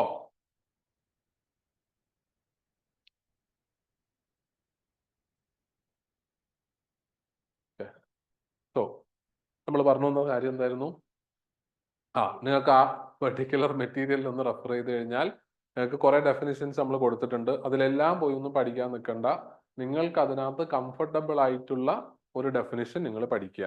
ഓൾറൈറ്റ്, നൗ നമ്മൾ സജസ്റ്റ് ചെയ്യുന്ന ഒരു ഡെഫിനിഷൻ എന്ന് പറഞ്ഞാൽ GP മുർഡോക്ക് എന്ന് പറയുന്ന തിങ്കറിന്റെ ഡെഫിനിഷൻ ആണ്. അതിന്റെ റീസൺ ഇത്രേ ഉള്ളൂ. പുള്ളി ഫാമിലിനെ കുറിച്ച് വളരെ ആധികാരികമായി പഠിച്ച ഒരു തിങ്കറാണ്. ഓക്കെ, പുള്ളി അറൌണ്ട് 250+ ഡിഫറെന്റ് സൊസൈറ്റീസിനെ പോയി പഠിക്കുകയും അത്രയും സൊസൈറ്റീസിനെ പഠിച്ചതിന് ശേഷം പുള്ളി പറഞ്ഞ ഒരു ഡെഫിനിഷനാണ് എന്ത്? ഫാമിലിയുടെ ഈ ഡെഫിനിഷൻ. ഇന്നത്തെ കാലത്തിന് ചേർന്നതല്ല, ബട്ട് സ്റ്റിൽ പുള്ളിയുടെ ഡെഫിനിഷൻ ഇസ് കൺസിഡേർഡ്. ആ റെസ്പെക്ട് കൊടുക്കുന്നതാണ്. പുള്ളി അത്രയും വലിയൊരു ടോൾ ഫിഗർ ആണ് when it comes to studies related to family. ഇപ്പൊ GP മുർഡോക്ക് പറയുന്നത് family is a social group which is characterized by common residence, economic cooperation and reproduction. It consists of adults of both sexes, at least 2 of them who maintain socially approved sexual relationship, and children, and 1 or more children owned or adopted of the sexually cohabiting adults. ഇത് കേൾക്കുമ്പോൾ നിങ്ങൾക്ക് വലിയൊരു definition ആയിട്ട് തോന്നാം. നിങ്ങൾ ഇതിന്റെ അർത്ഥം മനസ്സിലാക്കുക. പുള്ളി ഫസ്റ്റ് സെന്റൻസിൽ പറയുന്നത് എന്താണ്? Family is a social group characterized by 3 characteristics ആണ് പറയുന്നത്. എന്താണ്? കോമൺ റെസിഡൻസ്, ഒരുമിച്ച് താമസിക്കുന്നു. ദെൻ ഇക്കണോമിക് കോപ്പറേഷൻ, അല്ലെ? നമ്മളെ ഫാമിലിയിൽ ഒരു ഇക്കണോമിക് കോപ്പറേഷൻ എപ്പോഴും ഉണ്ട്. മൂന്നാമത്തെ എന്താണ്? റീപ്രൊഡക്ഷൻ. അപ്പം family is a social group characterized by common residence, economic cooperation and reproduction. Any family consists of what?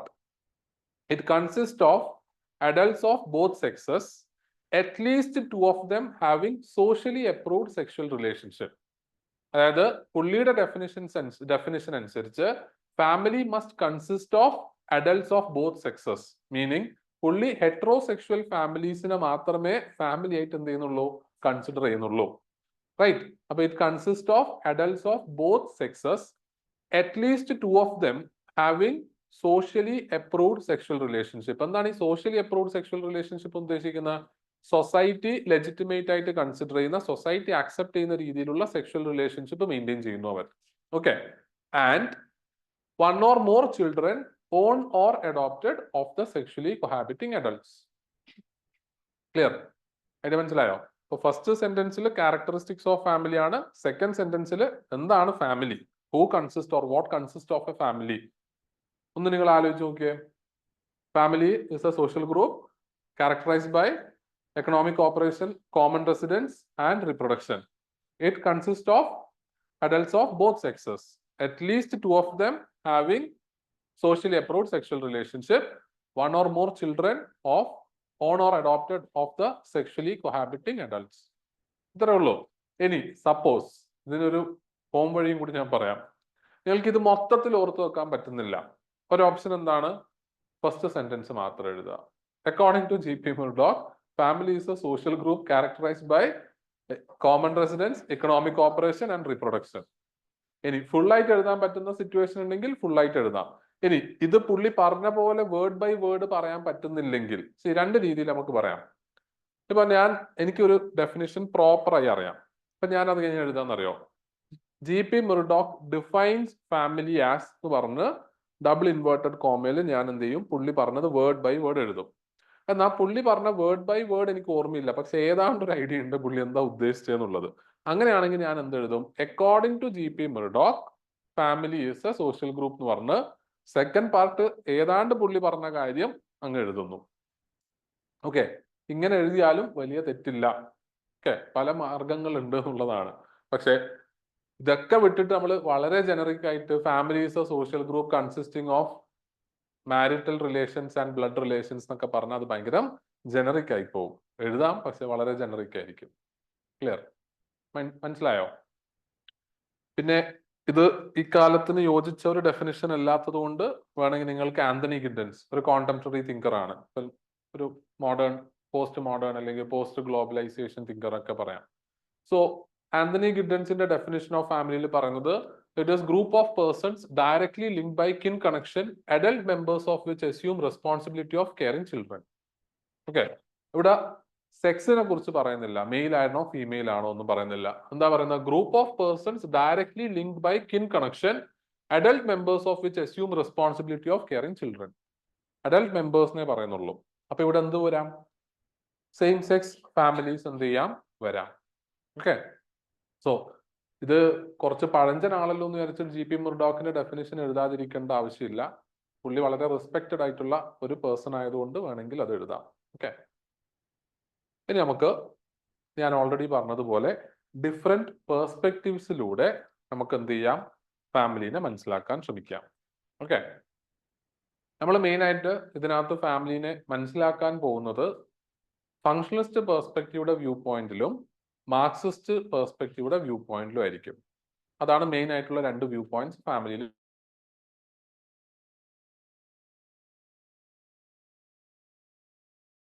തോന്നുന്നുണ്ടെങ്കിലും സംഭവം നിസ്സാരമാണ്.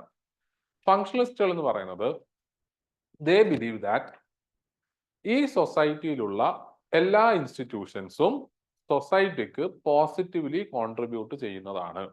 മീനിങ് എല്ലാ സോഷ്യൽ ഇൻസ്റ്റിറ്റ്യൂഷൻസും എന്തേലുമൊക്കെ ഫങ്ഷൻസ് ഈ സൊസൈറ്റിക്ക് വേണ്ടി ചെയ്യുന്നുണ്ട്, എന്തേലും നല്ലത് ഈ സൊസൈറ്റിക്ക് വേണ്ടി ചെയ്യുന്നുണ്ട്. അവരെന്തിനെടുത്താലും പറയുന്നത് എന്താണ്? അത് നല്ലതാണ്. ഓക്കെ. ഒരു ഉദാഹരണം പറയട്ടെ. ഫങ്ഷണലിസ്റ്റ് പെർസ്പെക്റ്റീവിന്റെ അടുത്ത് നമ്മൾ ചോദിക്കുകയാണ് പോവർട്ടിനെ കുറിച്ച് എന്താ അഭിപ്രായം? അവർ പറയും അത് നല്ലതാണ്. എന്തുകൊണ്ടാണ് നല്ലതാവുന്നതെന്ന് അവർ പറയുന്നത് എന്താണെന്നറിയോ? According to functionalist perspective, poverty is good because 3 functions ആണ് അവർ പോവർട്ടിനെ കുറിച്ച് പറയുന്നത്.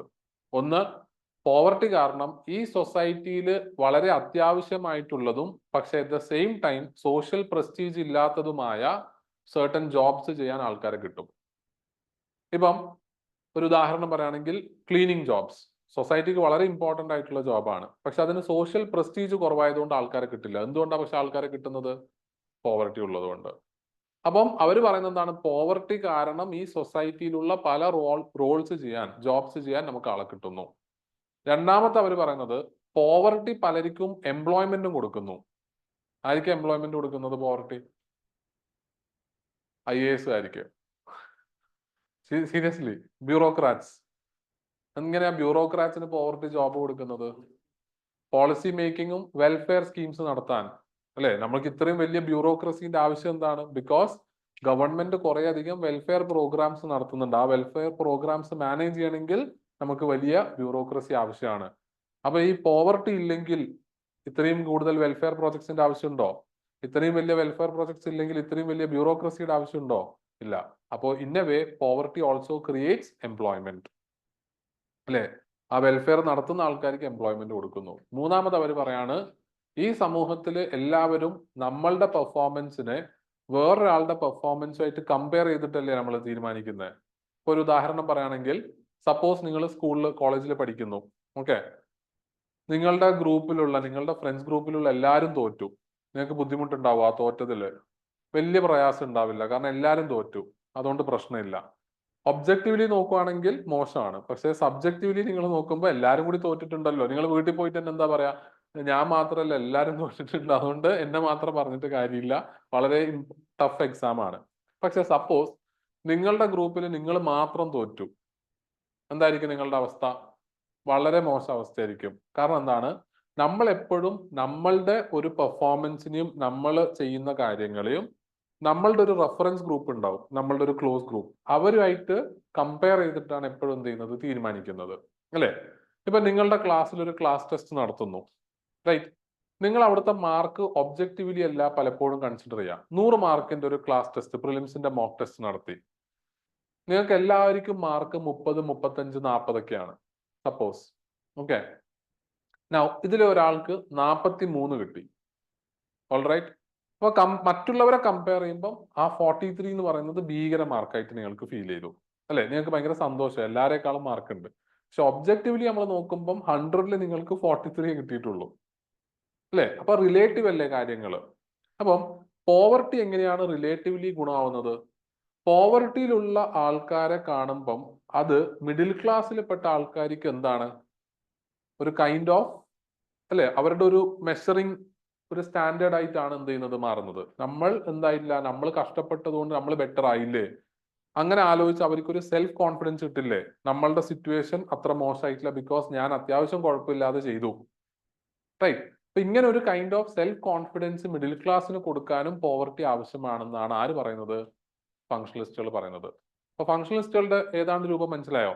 ക്രൈമിനെ കുറിച്ച് പറഞ്ഞാൽ അവർ വീണ്ടും പറയും ക്രൈമും എന്താണ്, ഫങ്ഷണൽ ആണ്. കാരണം ക്രൈം സൊസൈറ്റിയിലുള്ള പ്രശ്നങ്ങളെ പുറത്ത് കാണിച്ചു തരാൻ ഹെൽപ്പ് ചെയ്യുന്നു. ബിക്കോസ് ക്രൈം നടക്കുമ്പോഴല്ലേ, ഇപ്പൊ ഏതെങ്കിലും ഒരു ക്രൈം അടിക്കടി നടക്കുകയാണ്, അതിന്റെ അർത്ഥം സൊസൈറ്റിയിൽ എന്തോ ഒരു ഇഷ്യൂ ഉണ്ട് എന്നുള്ളതാണ്. ഇപ്പൊ കേരളത്തിൽ ഡ്രഗ് അബ്യൂസ് കൂടി അമംഗ് ചിൽഡ്രൻ അല്ലെ? It was a cause of concern. അപ്പൊ നമ്മൾ എന്ത് ചെയ്യാൻ തുടങ്ങി? നമ്മൾ അതിനെ പരിശോധിക്കുമ്പോൾ മനസ്സിലാവുന്ന എന്താണ്? കേരളത്തിലുള്ള സ്റ്റുഡൻസിന്റെ ഇടയിൽ ഒരുപാട് മാനസിക പ്രശ്നങ്ങളുണ്ട് അല്ലെ? അത് ഒരു റീസൺ ആണ് for drug abuse.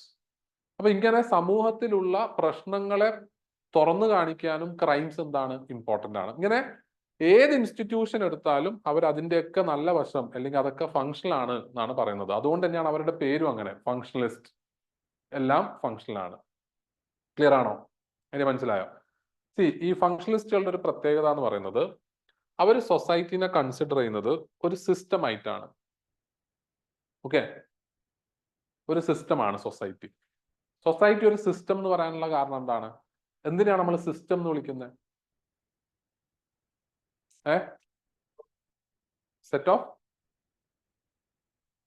Set of law follow ചെയ്യുന്നതിനേക്കാളും ഡിഫറെന്റ് കോമ്പണൻസ് അടങ്ങുന്ന ഒരു സംഭവത്തിനല്ലേ നമ്മൾ സിസ്റ്റം യൂഷ്വലി വിളിക്കുന്നത് അല്ലെ? ഈ കമ്പ്യൂട്ടർ എന്ന് പറയുന്നത് എന്താണ്?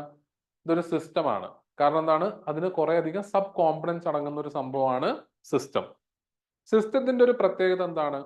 സിസ്റ്റം എന്ന് പറയുന്നത് ഒരു ഇന്റഗ്രേറ്റഡ് ഹോൾ ആണ്. Right?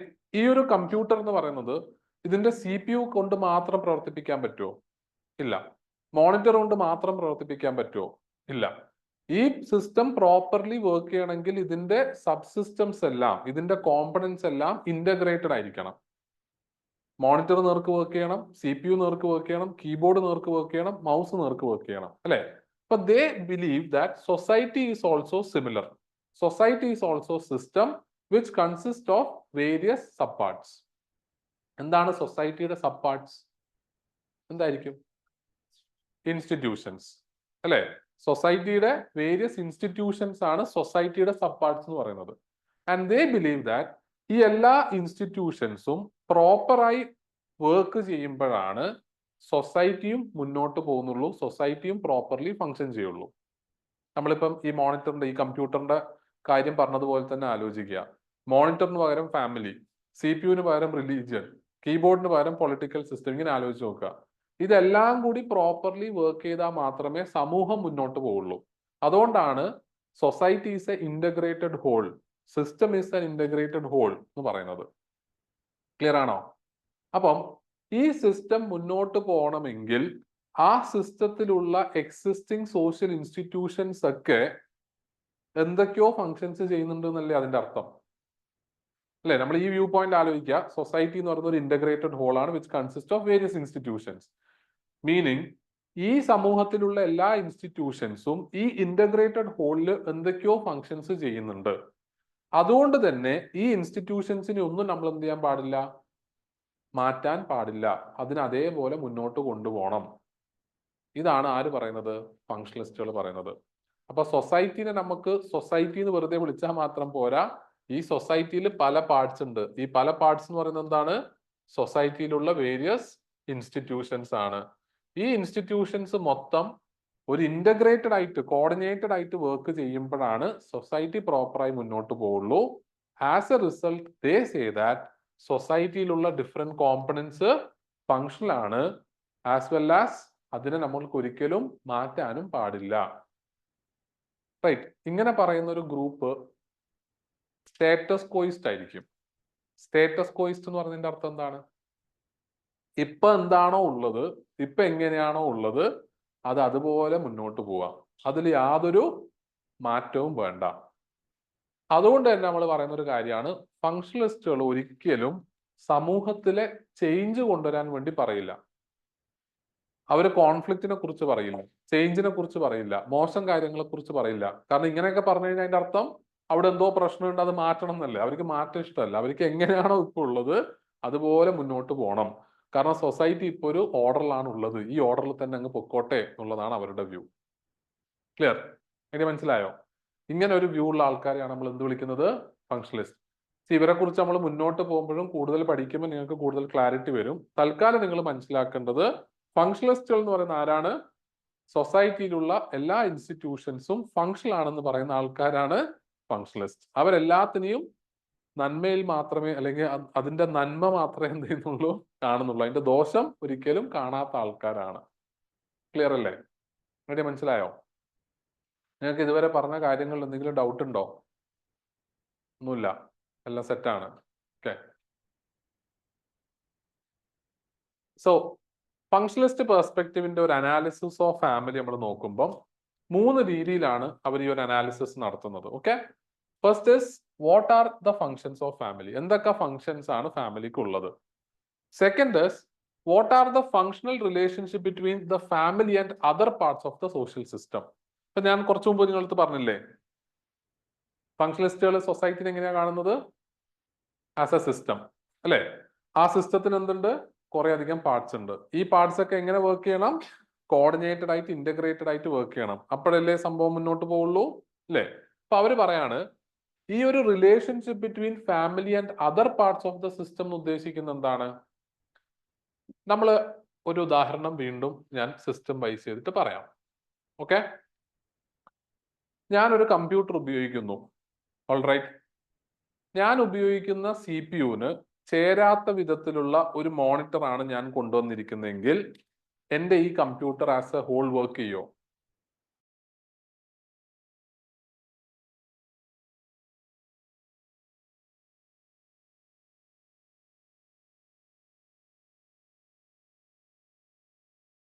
should be compatible with my monitor and CPU. എല്ലാം കൂടി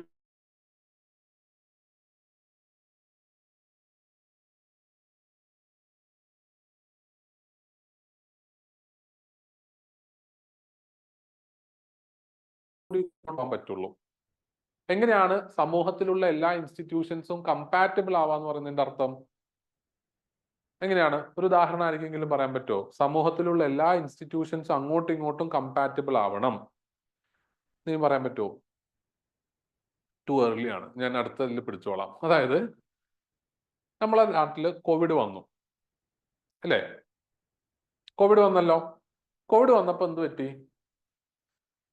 ഫിസിക്കൽ ആയിട്ടുള്ള പ്രസൻസ് എല്ലാത്തിനകത്തും ഇല്ലാതെയായി അല്ലെ? മൊത്തം ഡിജിറ്റലായി. ഇങ്ങനെ ഡിജിറ്റൽ ആവുമ്പോൾ നമ്മളുടെ എഡ്യൂക്കേഷൻ സിസ്റ്റം പറയാണ് നമ്മൾ ഡിജിറ്റൽ ആവുന്നില്ല എന്ന് പറഞ്ഞാൽ എന്ത് സംഭവിക്കും? സൊസൈറ്റിയിൽ ഇൻസ്റ്റെബിലിറ്റി വരില്ലേ? എഡ്യൂക്കേഷൻ നടക്കാത്ത അവസ്ഥ വരില്ലേ? ഹോസ്പിറ്റൽസ് പറയാണ് നമ്മൾ ഇവിടെ വന്നാൽ മാത്രമേ എന്ത് കൊടുക്കുകയുള്ളൂ? ട്രീറ്റ്മെന്റ് കൊടുക്കുകയുള്ളൂ എന്ന് പറഞ്ഞു കഴിഞ്ഞാൽ എന്ത് സംഭവിക്കും? ഇൻകമ്പാറ്റബിൾ ആയില്ലേ? കാരണം ഇവിടെ കോവിഡ് വന്നു, എല്ലാം ഡിജിറ്റലായി, പക്ഷെ സ്കൂൾസും കോളേജസും ഹോസ്പിറ്റൽസും ഒന്നും ഡിജിറ്റൽ ആവുന്നില്ല.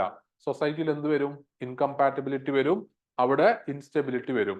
നേരെ മറിച്ച് എന്താ സംഭവിച്ച ആ സമയത്ത്? എല്ലാവരും എന്തായി? ഡിജിറ്റലായി. ക്ലാസ്സസ് ഡിജിറ്റലായി, ടെലിമെഡിസിൻ പോലുള്ള സംഭവങ്ങൾ വരാൻ തുടങ്ങി, ഓൺലൈൻ കൺസൾട്ടേഷൻ വരാൻ തുടങ്ങി. വളരെ അത്യാവശ്യമായ കാര്യങ്ങൾക്ക് വേണ്ടി മാത്രം ആൾക്കാർ ഹോസ്പിറ്റലിലേക്ക് പോകുന്നു. ഗവൺമെന്റിന്റെ സർവീസസ് എന്തായി? ഓൺലൈനായി. അപ്പൊ എന്താ സംഭവിച്ചത്?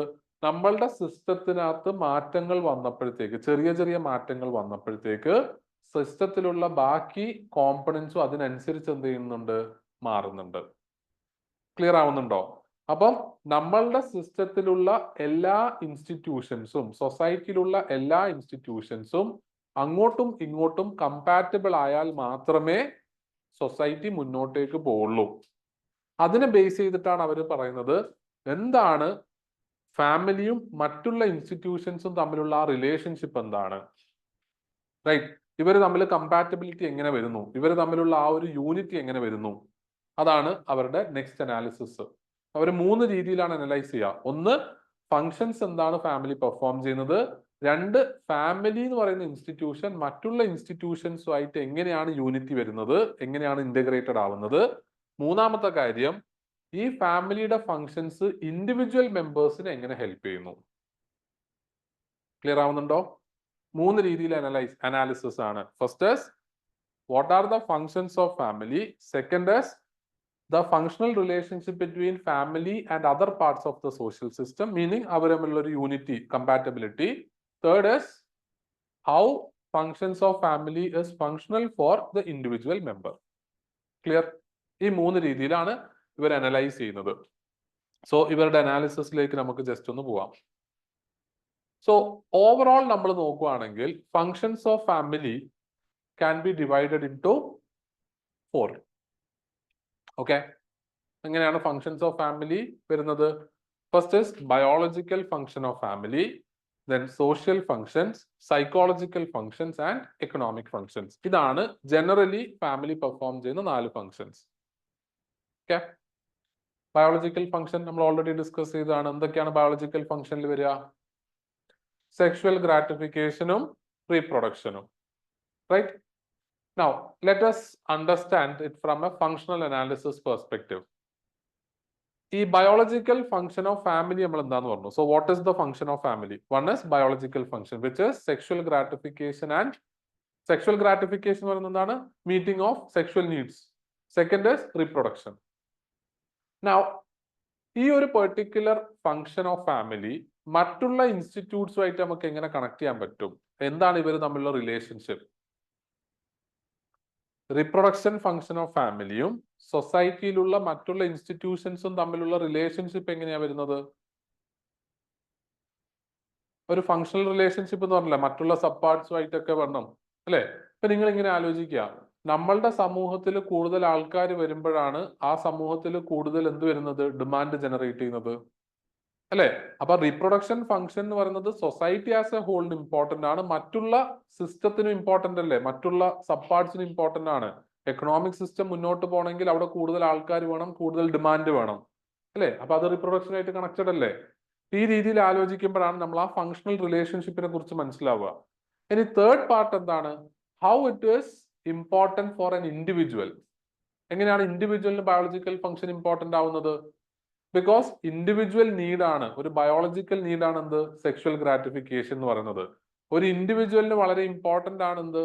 അവരുടെ നെക്സ്റ്റ് ജനറേഷൻ ഉണ്ടാവുക എന്നുള്ളത് അല്ലെ? ഇതൊക്കെ അവർക്ക് സന്തോഷം കൊടുക്കുന്ന അല്ലെങ്കിൽ പീസ് ഓഫ് മൈൻഡ് കൊടുക്കുന്ന കാര്യങ്ങളാണ്. അപ്പൊ അതുകൊണ്ട് തന്നെ biological function as a society as a ഹോളിന് ഫങ്ഷണൽ ആണ്, ഇൻഡിവിജ്വലിന് ഫങ്ഷണൽ ആണ്, മറ്റുള്ള ഇൻസ്റ്റിറ്റ്യൂഷൻസുമായിട്ട് അതിനൊരു ഫങ്ഷണൽ റിലേഷൻഷിപ്പും ഉണ്ട്. ക്ലിയർ ആവുന്നുണ്ടോ? ഇങ്ങനെയാണ് നമ്മൾ ഫങ്ഷണൽ അനാലിസിസ് ചെയ്യുക. ക്ലിയർ ആണോ? ഇനി സോഷ്യൽ ഫങ്ഷൻ നിങ്ങൾ എടുക്കുക, സെയിം. എന്താണ് സോഷ്യൽ ഫങ്ഷൻ വരുന്നത്? Socialization, regulation of behaviour, social control. എന്താണ് ഇത് മൂന്നിന്റെ അർത്ഥം? സോഷ്യലൈസേഷൻ എന്ന് പറയുന്നത് എന്താണ്? Transfer of culture or norms and values of society. Okay, അത് വേണമെങ്കിൽ നിങ്ങൾ എഴുതിയിട്ടോ. എന്താണ് സോഷ്യലൈസേഷൻ ചോദിച്ചാൽ എന്താണ്? Transfer of culture or norms and values of society from one generation to the other. ഇതിനെയാണ് നമ്മൾ എന്ത് വിളിക്കുക? Socialization. Clear? Transfer of culture from or values or norms from one generation to the other is referred to as socialization. Now, ഈ ഒരു socialisation പ്രോസസ്സിലൂടെയാണ് നമ്മൾ എന്ത് ചെയ്യുന്നത്? സമൂഹത്തിലുള്ള ആൾക്കാരുടെ ബിഹേവിയറിനെ റെഗുലേറ്റ് ചെയ്യുന്നതും അതേപോലെ തന്നെ സൊസൈറ്റിയിൽ ഒരു സോഷ്യൽ കൺട്രോൾ കൊണ്ടുവരുന്നതും. നമ്മൾ നേരത്തെ ഡിസ്കസ് ചെയ്ത് ഓർമ്മയില്ലേ? നമ്മളുടെ ബിഹേവിയറിനെ, അല്ലെ, നമ്മളുടെ ഫാമിലിയിലുള്ള എന്ത് കൺട്രോൾ ചെയ്യുന്നുണ്ട്? നമ്മളെ സോഷ്യലൈസേഷൻ പ്രോസസ്സ് കൺട്രോൾ ചെയ്യുന്നുണ്ട്.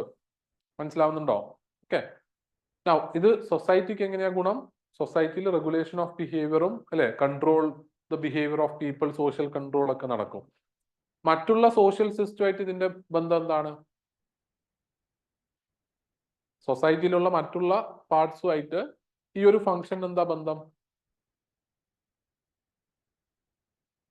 അതെ, ഇപ്പം നമ്മളുടെ ഇവിടെ എക്കണോമിക് സിസ്റ്റം വളരണമെങ്കിലും പൊളിറ്റിക്കൽ സിസ്റ്റം വളരണമെങ്കിലും ബാക്കി ഏത് സിസ്റ്റം വളരണമെങ്കിലും അവിടെ എന്ത് ആവശ്യമാണ്?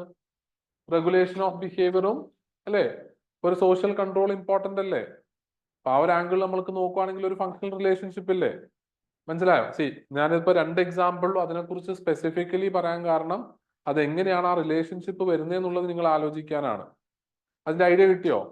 എങ്ങനെ ഈ ഒരു ഫംഗ്ഷൻ മറ്റു സൊസൈറ്റിയിലുള്ള ഇൻസ്റ്റിറ്റ്യൂഷൻസിനെ ഹെൽപ്പ് ചെയ്യുന്നു, പൊളിറ്റിക്കൽ സിസ്റ്റത്തിനെ എങ്ങനെ ഹെൽപ്പ് ചെയ്യുന്നു, മറ്റേ ഇക്കണോമിക് സിസ്റ്റത്തിനെ എങ്ങനെ ഹെൽപ്പ് ചെയ്യുന്നു എന്നൊക്കെ ആലോചിച്ചാൽ മതി. ക്ലിയർ? ഇനി ഇൻഡിവിജ്വലിന് എങ്ങനെയാണ് ഇത് ഗുണാവുന്നത്? നമ്മൾ ഡിസ്കസ് ചെയ്തതാണ്. സോഷ്യലൈസേഷനെ കൊണ്ട് ഇൻഡിവിജ്വലിന് എന്താ ഗുണം?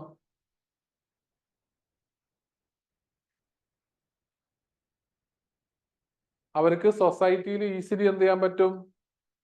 അല്ലെ, അവർക്ക് എളുപ്പമല്ലേ? സൊസൈറ്റി ആയിട്ട് അഡ്ജസ്റ്റ് ചെയ്യാൻ വളരെ എളുപ്പമാവുമല്ലേ? മനസ്സിലായോ? ബുദ്ധിമുട്ടില്ലല്ലോ അവർക്ക്. ക്ലിയർ? ഇനി സൈക്കോളജിക്കൽ ഫംഗ്ഷൻ എന്ന് പറയുന്നത് എന്താണ്? എന്താണ് ഫാമിലിയുടെ സൈക്കോളജിക്കൽ ഫംഗ്ഷൻ? നിങ്ങൾ പറ, അല്ലെങ്കിൽ നിങ്ങൾ ഇങ്ങനെ നല്ല സുഖമാണല്ലോ ഇങ്ങനെ ഇരുന്നിട്ട് ഉറങ്ങിപ്പോവാം. നിങ്ങൾ ബോറടിക്കുന്നുണ്ടോ? ഇല്ല. ഓക്കെ. അപ്പം എന്താണ് സൈക്കോളജിക്കൽ ഫംഗ്ഷൻ? ഇമോഷണൽ സപ്പോർട്ട്, അല്ലെ? നിങ്ങൾക്ക് ഇപ്പം വീട്ടിൽ നിന്ന് സൈക്കോളജിക്കൽ സപ്പോർട്ട് കിട്ടുന്ന സംഭവം ഉണ്ടല്ലോ. നമുക്ക് എന്തെങ്കിലും പറ്റിക്കഴിഞ്ഞാൽ പലപ്പോഴും കുത്തുവാക്ക് പറയുമെങ്കിലും ചിലപ്പോഴൊക്കെ അവരെന്ത് ചെയ്യാം? നമ്മളെ സപ്പോർട്ട് ചെയ്യാം, അല്ലെ? അപ്പം ആ ഒരു ഇമോഷണൽ സപ്പോർട്ടിന്റെ കാര്യം, പിന്നെ ലവ്, അല്ലെ, സിമ്പതി, ഇതൊക്കെ ഭയങ്കര സൈക്കോളജിക്കലി വളരെ ഇമ്പോർട്ടന്റ് ആയിട്ടുള്ള കാര്യമാണ്. ഇനി അത് സൈക്കോളജിക്കൽ എന്ന് പറയുന്നത് നമ്മളെപ്പോഴും ഒരു പേരന്റ് ചിൽഡ്രൻ റിലേഷൻഷിപ്പിനെ മാത്രം ബേസ് ചെയ്ത് ആലോചിക്കരുത്. ഹസ്ബൻഡ് വൈഫ് റിലേഷനിലും വളരെ ഇമ്പോർട്ടന്റ് അല്ലേ ഈ സൈക്കോളജിക്കൽ സപ്പോർട്ട് എന്ന് പറയുന്നത്, അല്ലെ? ആ ഒരു കമ്പാനിയൻഷിപ്പ്, റൊമാൻറ്റിക് ലവ് എന്നൊക്കെ പറയുന്ന കോൺസെപ്റ്റ്. സോ അതാണ് സൈക്കോളജിക്കൽ ഫംഗ്ഷൻ ഓഫ് ഫാമിലി. അതൊരു ഇൻഡിവിജ്വലിനും ഫാമിലി സൊസൈറ്റിക്കും എങ്ങനെയാണ് ഗുണാവുന്നത്? സൈക്കോളജിക്കൽ വെൽബീയിങ് ഓഫ് ഇൻഡിവിജ്വൽസ് സൊസൈറ്റിയിൽ എന്ത് കൊണ്ടുവരും? സ്റ്റെബിലിറ്റി കൊണ്ടുവരും. ഒരു സൊസൈറ്റിയിൽ ഇൻഡിവിജ്വൽസ് എല്ലാം ഫ്രസ്ട്രേറ്റഡ് ആണെങ്കിൽ എന്ത് സംഭവിക്കും? അവിടെ കുറെ കോൺഫ്ലിക്റ്റ് വരാലോ, അല്ലെ? അപ്പം സൈക്കോളജിക്കൽ സപ്പോർട്ട് ഇൻഡിവിജ്വൽസിന് കിട്ടുക എന്ന് പറയുന്നത് സൊസൈറ്റിക്ക് ഇമ്പോർട്ടന്റ് ആണ്. ബിക്കോസ് സൊസൈറ്റിയിൽ കോൺഫ്ലിക്റ്റ് ഇല്ലാതെ ആവും. അത് ഇൻഡിവിജ്വലിനും നല്ലതാണ്. ബിക്കോസ് ഇൻഡിവിജ്വലിനും സമാധാനവും സ്നേഹമൊക്കെ കിട്ടുന്നു. ഇനി finally economic function of family പറയുമ്പോൾ എന്തായിരിക്കും?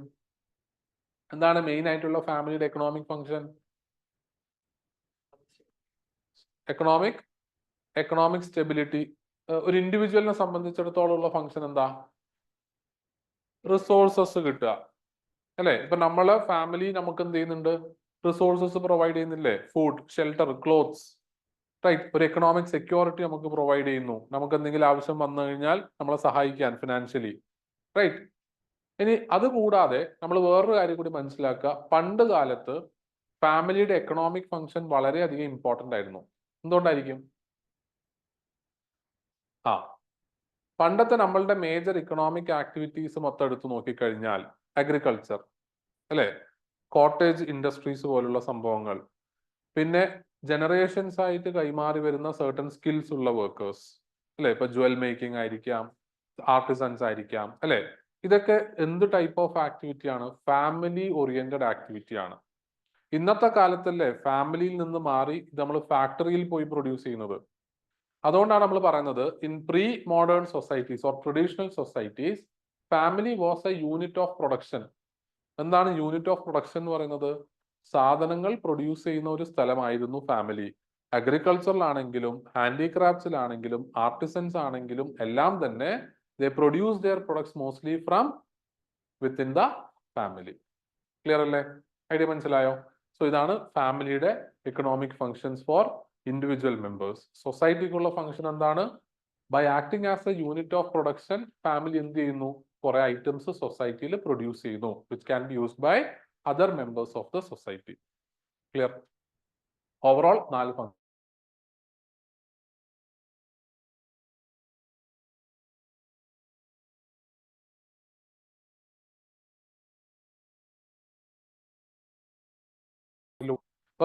ഇത്ര ഓവറോൾ വ്യൂ പോയിന്റ് എന്നാണ് നമ്മൾ ഡിസ്കസ് ചെയ്തത്. ഇനി ഈ ഫംഗ്ഷനിസ്റ്റ് പെർസ്പെക്റ്റീവിലുള്ള തിങ്കേഴ്സിന്റെ വ്യൂ പോയിന്റിൽ നിന്ന് മനസ്സിലാക്കാം. കുറെയൊക്കെ റിപ്പീറ്റേറ്റീവ് ആയിരിക്കും, നമുക്ക് ജസ്റ്റ് പറഞ്ഞു പോവാം. When it comes to GP Murdoch, okay, ഓർക്കുന്നുണ്ടോ GP Murdochനെ? ആരാള്? നമ്മളുടെ ഫാമിലിയുടെ ഡെഫിനിഷൻ പറഞ്ഞ ആള് അല്ലെ. പുള്ളി പറയുന്ന ഒരു കാര്യം, ഫാമിലിക്ക് 4 ഫങ്ഷൻസ് ഉണ്ട് എന്നാണ് പുള്ളി പറയുന്നത്. Sexual function, reproduction function, economic function and educational function. ഇത്രയും സമയം നമ്മൾ ഡിസ്കസ് ചെയ്ത സെക്ഷുവൽ ഗ്രാറ്റിഫിക്കേഷൻ എന്ന് പറയുന്നതാണ് പുള്ളിയുടെ സെക്ഷുവൽ ഫംഗ്ഷൻ. റിപ്രൊഡക്റ്റീവ് ഫംഗ്ഷൻ ആ പേരിൽ തന്നെ നിങ്ങൾക്ക് വ്യക്തമാണ്. മൂന്നാമത് പുള്ളി പറയുന്നത് എക്കണോമിക് ഫംഗ്ഷൻ, അത് നമ്മൾ നേരത്തെ ഡിസ്കസ് ചെയ്തു. എന്താണ്? Unit of production, resources share ചെയ്യുക, ആ സംഭവം. ആൻഡ് ഫൈനലി എഡ്യൂക്കേഷണൽ ഫംഗ്ഷൻ എന്ന് പുള്ളി പറയുന്നുണ്ട്. ഈ ടേം ആണ് നമ്മൾ ഇതുവരെ ഡിസ്കസ് ചെയ്യാത്തത്. പക്ഷെ പുള്ളി ആക്ച്വലി എഡ്യൂക്കേഷണൽ ഫംഗ്ഷൻ ഉദ്ദേശിക്കുന്നത് സോഷ്യലൈസേഷൻ ഫംഗ്ഷൻ ഉള്ള വേറെ വാക്കായിട്ടാണ്. നമ്മൾ നേരത്തെ socialization function or social function എന്ന് പറഞ്ഞില്ലേ, അതിന് പുള്ളി ഉപയോഗിച്ച ടേം ആണ് എഡ്യൂക്കേഷണൽ ഫംഗ്ഷൻ. പുള്ളി എഡ്യൂക്കേഷണൽ ഫംഗ്ഷൻ എന്ന് പറഞ്ഞാൽ എക്സ്പ്ലെയിൻ ചെയ്യുന്നത് എന്താണ്? സോഷ്യലൈസേഷനെ കുറിച്ചിട്ട് തന്നെയാണ്. അപ്പൊ ദർ ഇസ് നോ ചേഞ്ച്, വേർഡിൽ മാത്രമേ മാറ്റമുള്ളൂ. പുള്ളി പറയുന്ന 4 ഫംഗ്ഷൻ എന്താണ്? Sexual function, that is sexual gratification. Second is reproduction. Third is economic function. And fourth is education which is nothing but socialization. Clear ആണോ? നൗ ഇനി GP Murdoch പറയാണ് ഫാമിലിയുടെ ഫംഗ്ഷൻസ് സൊസൈറ്റിക്കും ഇൻഡിവിജ്വലിനും ഇമ്പോർട്ടന്റ് ആണ്. നമ്മൾ നേരത്തെ ഡിസ്കസ് ചെയ്തതുപോലെ തന്നെ. ഓക്കെ, പുള്ളി പറയുന്നത് ഇപ്പൊ സെക്ഷുവൽ ഗ്രാറ്റിഫിക്കേഷൻ എന്ന് പറയുന്നത് അത് സൊസൈറ്റിക്ക് ഗുണമാണ്. എന്തുകൊണ്ടാ? റിവിഷനാ. എന്തുകൊണ്ടാണ് സെക്ഷുവൽ ഗ്രാറ്റിഫിക്കേഷൻ എന്ന് പറയുന്ന ആ ഫാമിലിയുടെ ഫംഗ്ഷൻ സൊസൈറ്റിക്ക് എങ്ങനെയാണ് ഫംഗ്ഷൻ ആവുന്നത്? സെക്ഷുവൽ ഫംഗ്ഷൻ ആണ് ചോദിച്ചത്, റിപ്രൊഡക്ഷൻ അല്ല. നമ്മൾ നേരത്തെ പറഞ്ഞു ഓർക്കുന്നില്ലേ, ഏറ്റവും ഫസ്റ്റ് ഞാൻ പറഞ്ഞില്ലേ ഫാമിലി പെർഫോം ചെയ്യുന്ന 2 ഇമ്പോർട്ടന്റ് ഫങ്ഷൻസ് ഉണ്ട്. എന്താണ്? സെക്ഷുവൽ ബിഹേവിയറിനെ റെഗുലേറ്റ് ചെയ്യുന്നതും സോഷ്യലൈസേഷനും. അപ്പം സെക്ഷുവൽ ഫംഗ്ഷൻ ഓഫ് ഫാമിലി സൊസൈറ്റിക്ക് എന്തുകൊണ്ടാണ് ഇമ്പോർട്ടന്റ് ആവുന്നത്? ബിക്കോസ് സൊസൈറ്റിയിലുള്ള സെക്ഷുവൽ റിലേഷൻഷിപ്പിനെ റെഗുലേറ്റ് ചെയ്യുന്നത് വഴി മൊത്തം സോഷ്യൽ ഓർഡർ ആൻഡ് സ്റ്റെബിലിറ്റി കൊണ്ടുവരല്ലേ, സൊസൈറ്റിയിൽ കോൺഫ്ലിക്റ്റ് ഇല്ലാതിരിക്കുകയല്ലേ. ഇതാണ് ഒരു ആംഗിൾ. ഇനി ഇൻഡിവിജ്വലിന് അതെങ്ങനെയാ ഗുണാവുന്നത്? ഇൻഡിവിജ്വലിനെ സംബന്ധിച്ചിടത്തോളം അവർക്കൊരു strong bonding with their wife or husband create ചെയ്യാൻ എന്ത് ഹെൽപ്പാണ്? സെക്ഷുവൽ റിലേഷൻഷിപ്പ് ഹെൽപ്പ് ചെയ്യുന്നു. ആ ഒരു കമ്പാനിയൻഷിപ്പ് എന്ത് ചെയ്യുന്നു? സ്ട്രോങ് ആവുന്നു. ക്ലിയർ ആവുന്നുണ്ടോ? അപ്പൊ പുള്ളി പറയുന്നത് എന്താണ്? When you take the example of sexual relationship, it is functional for the society because it regulates sexual behavior. As a result, it can bring stability and order in society. And it is functional for individual because our sexual relationship they can have a bonding with their partner. അത് അവരുടെ റിലേഷൻഷിപ്പിന് എന്ത് ചെയ്യുന്നു? Strong ആക്കുന്നു. So ഈ വഴിയിലാണ് അവർ എന്ത് ചെയ്യുന്നത്? GP Murdoch ഇതിനെ എക്സ്പ്ലെയിൻ ചെയ്യുന്നത്. ക്ലിയർ അല്ലേ? മനസ്സിലായി? എന്തെങ്കിലും ഡൗട്ട് ഉണ്ടോ നിങ്ങൾക്ക്? ഓക്കെ. നൗ അടുത്തത് മെക്കൈവർ ആൻഡ് പേജ് എന്ന് പറയുന്ന thinkers. Now, MacIver and Page പറയുന്ന ഒരു കാര്യം, ഫാമിലിയിലെ ഫങ്ഷൻസിനെ നമുക്ക് എസെൻഷ്യൽ ഫങ്ഷൻസ് എന്നും നോൺ എസെൻഷ്യൽ ഫങ്ഷൻസ് എന്നും പറഞ്ഞ് രണ്ടായിട്ട് എന്ത് ചെയ്യാം, തിരിക്കാം. എസെൻഷ്യൽ ഫങ്ഷൻസും നോൺ എസെൻഷ്യൽ ഫങ്ഷൻസും. എസെൻഷ്യൽ ഫങ്ഷൻസ് എന്ന് പറയുന്നത് എല്ലാ സൊസൈറ്റിയിലും ഫാമിലി ഒരേപോലെ പെർഫോം ചെയ്യുന്ന ഫങ്ഷൻസിനെയാണ് നമ്മൾ എന്ത് വിളിക്കുന്നത്, എസെൻഷ്യൽ ഫങ്ഷൻസ്. ഇത് എല്ലാ സൊസൈറ്റിയിലും ഫാമിലി പെർഫോം ചെയ്യുന്നുണ്ട്. നോൺ എസെൻഷ്യൽ ഫങ്ഷൻസ് എന്ന് പറയുന്നത് ഇത് ഓപ്ഷണൽ ആണ്. ചില സൊസൈറ്റീസിൽ ഫാമിലി അത് ചെയ്യുന്നുണ്ടാവാം, ചില സൊസൈറ്റിയിൽ ചെയ്യുന്നുണ്ടാവില്ല. ഓക്കെ, അതായത് പണ്ട് കാലത്തുള്ള ഫാമിലീസ് കൂടുതൽ ചെയ്യുന്നു, ഇന്നത്തെ കാലത്തുള്ള ഫാമിലീസ് അധികം ചെയ്യുന്നില്ല എന്നാണ് പുള്ളി ഉദ്ദേശിക്കുന്നത്. അതാണ് നോൺ എസെൻഷ്യൽ ഫങ്ഷൻസ്. ക്ലിയർ ആണോ? അപ്പൊ മെക്കൈവർ ആൻഡ് പേജിന്റെ ഒരു ഫങ്ഷണൽ അനാലിസിസ് ഓഫ് ഫാമിലി പറയുകയാണെങ്കിൽ, അല്ലെങ്കിൽ ഫങ്ഷണൽ പെർസ്പെക്റ്റീവ് ഓൺ ഫാമിലി പറയുകയാണെങ്കിൽ, they classified the functions of family into essential and non-essential function. Essential functions are those functions performed by family in all societies. ഇനി non essential എന്ന് പറയുന്നത് എന്താണ്, എല്ലാ സൊസൈറ്റീസിലും perform ചെയ്യാത്ത, ചില സൊസൈറ്റീസിൽ മാത്രം പെർഫോം ചെയ്യുന്ന ഫങ്ഷൻസ് ആണ്. ഇനി നിങ്ങൾ എസെൻഷ്യൽ ഫങ്ഷൻസ് നോക്കിയേ, സെയിം റിപ്പിറ്റേഷൻ ആണ്. ഗ്രാറ്റിഫിക്കേഷൻ ഓഫ് എന്താണ്, സെക്ഷൽ നീഡ്സ് അല്ലെ, നമ്മൾ നേരത്തെ പറഞ്ഞു. Procreation, procreation is another term for reproduction. Third is provision of home, common residence എന്ന് പറയുന്നില്ലേ, അതിന് മനസ്സിലായോ? അപ്പം നേരത്തെ നമ്മളുടെ GP മുർഡോക്കും പലരും പറഞ്ഞ പോലെ തന്നെയാണ് ഇവർ പറയുന്നത്. എസെൻഷ്യൽ ഫങ്ഷൻസ് എന്ന് പറയുന്നത് എന്താണ്, sexual gratification, reproduction and common residence or provision of home. Clear ആണോ? ഇനി non essential functions, that is ചില സൊസൈറ്റിയിൽ മാത്രം പെർഫോം ചെയ്യുന്ന ഫങ്ഷൻസ് എന്തൊക്കെയാണ്? Religious function. എന്താണ് റിലീജിയസ് ഫങ്ഷൻ ഉദ്ദേശിക്കുന്നുണ്ടാവുക? എന്തായിരിക്കും ഫാമിലി ചെയ്യുന്ന റിലീജിയസ് ഫങ്ഷൻസ്? എന്താ? റിലീജിയൻ പാസ് ഓൺ ചെയ്യുക. ഓക്കെ, അത് നമ്മളെ സോഷ്യലൈസേഷന്റെ ഭാഗമായിട്ട് വരും. അതല്ലാതെ നിങ്ങൾ ആലോചിച്ച് നോക്കുക, നിങ്ങളുടെയൊക്കെ വീട്ടില് ഫെസ്റ്റിവൽസ് അല്ലെ, റിച്വൽസ് നടത്തുന്നില്ലേ? വേരിയസ് റിലീജിയസ് റിച്വൽസ് പലപ്പോഴും ഒരു ഫാമിലി ആസ് എ ഹോൾ നടത്തേണ്ട കുറെ റിച്വൽസ് ഇല്ലേ? അതിന് മനസ്സിലാവുന്നുണ്ടോ? അപ്പൊ അതൊരു ഫാമിലിയുടെ നോൺ എസെൻഷ്യൽ ഫങ്ഷൻ ആണ്. കാരണം എന്താണ്, പണ്ട് ഈ പറയുന്ന റിലീജിയസ് റിച്വൽസ് മൊത്തം നടത്തിക്കൊണ്ടിരുന്നത് വീടുകളിൽ വെച്ചിട്ടാണ്, ഫാമിലിയിൽ വെച്ചിട്ടാണ്. പക്ഷെ ഇന്ന് അത് നടത്തുന്നത് എന്താണ്, ഒന്നുകിൽ പള്ളിയിലോ ടെമ്പിളിലോ ചേർച്ചിലോ വെച്ചിട്ടല്ലേ നടത്തുന്നത്. അപ്പം പണ്ട് കാലങ്ങളിൽ ഫാമിലിയിൽ നടത്തിക്കൊണ്ടിരുന്നു, പക്ഷെ ഇന്ന് അത് വേറെ ഇൻസ്റ്റിറ്റ്യൂഷൻസിൽ വെച്ച് നടത്തുന്നു. ക്ലിയർ ആവുന്നുണ്ടോ? അപ്പം religious function is A non essential function because it is performed by family in the past but not in the contemporary society. എന്താണ് റിലീജിയസ് ഫങ്ഷൻ? റിച്വൽസ് ചെയ്യുക അല്ലെ. ഇപ്പൊ പല കർമ്മങ്ങളൊക്കെ ചെയ്യുന്നില്ലേ, ഫാമിലി ആസ് എ ഹോൾ ചെയ്യുന്ന കർമ്മങ്ങളുണ്ട്. അപ്പൊ അതൊക്കെ എന്താണ്, ഇതിന്റെ ഭാഗമാണ്. ഇനി എഡ്യൂക്കേഷണൽ ഫങ്ഷൻ എന്ന് പറയുന്നത് എന്താണ്, എന്തായിരിക്കും എഡ്യൂക്കേഷണൽ ഫങ്ഷൻ? ഒന്ന് സോഷ്യലൈസേഷൻ അല്ലെ, കുട്ടികളെ സോഷ്യലൈസ് ചെയ്യുക. അതല്ലാതെ സ്കില്ല് പഠിപ്പിക്കുക അല്ലേ. പണ്ടത്തെ കാലത്ത് സ്കിൽ ട്രെയിനിങ് ഇൻസ്റ്റിറ്റ്യൂഷൻസ് എന്നാണോ ആൾക്കാർ സ്കില്ല് പഠിക്കുന്നത്? അല്ല, പിന്നെ എവിടുന്നാണ്? ഹെറിഡിറ്ററി ആയിട്ട് ഫാമിലിയിൽ നിന്ന് പഠിക്കുകയല്ലേ. അതുകൊണ്ടല്ലേ പണ്ട് ഈ പറഞ്ഞ പോലെ ഇപ്പം ഗോൾഡ് സ്മിത്തിന്റെ നെക്സ്റ്റ് ജനറേഷൻ എന്തായിരിക്കും, ഗോൾഡ് സ്മിത്ത് ആയിരിക്കും. ബിക്കോസ് ആ ഒരു സ്കിൽ അവരെന്ത് ചെയ്യാണ്, ജനറേഷൻസ് ട്രാൻസ്ഫർ ചെയ്യാണ്.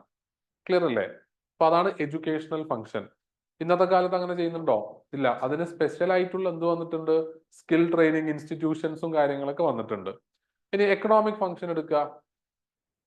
നമ്മൾ നേരത്തെ പറഞ്ഞതുപോലെ family as a unit of production ഇന്നത്തെ കാലത്ത് നിലനിൽക്കുന്നുണ്ടോ?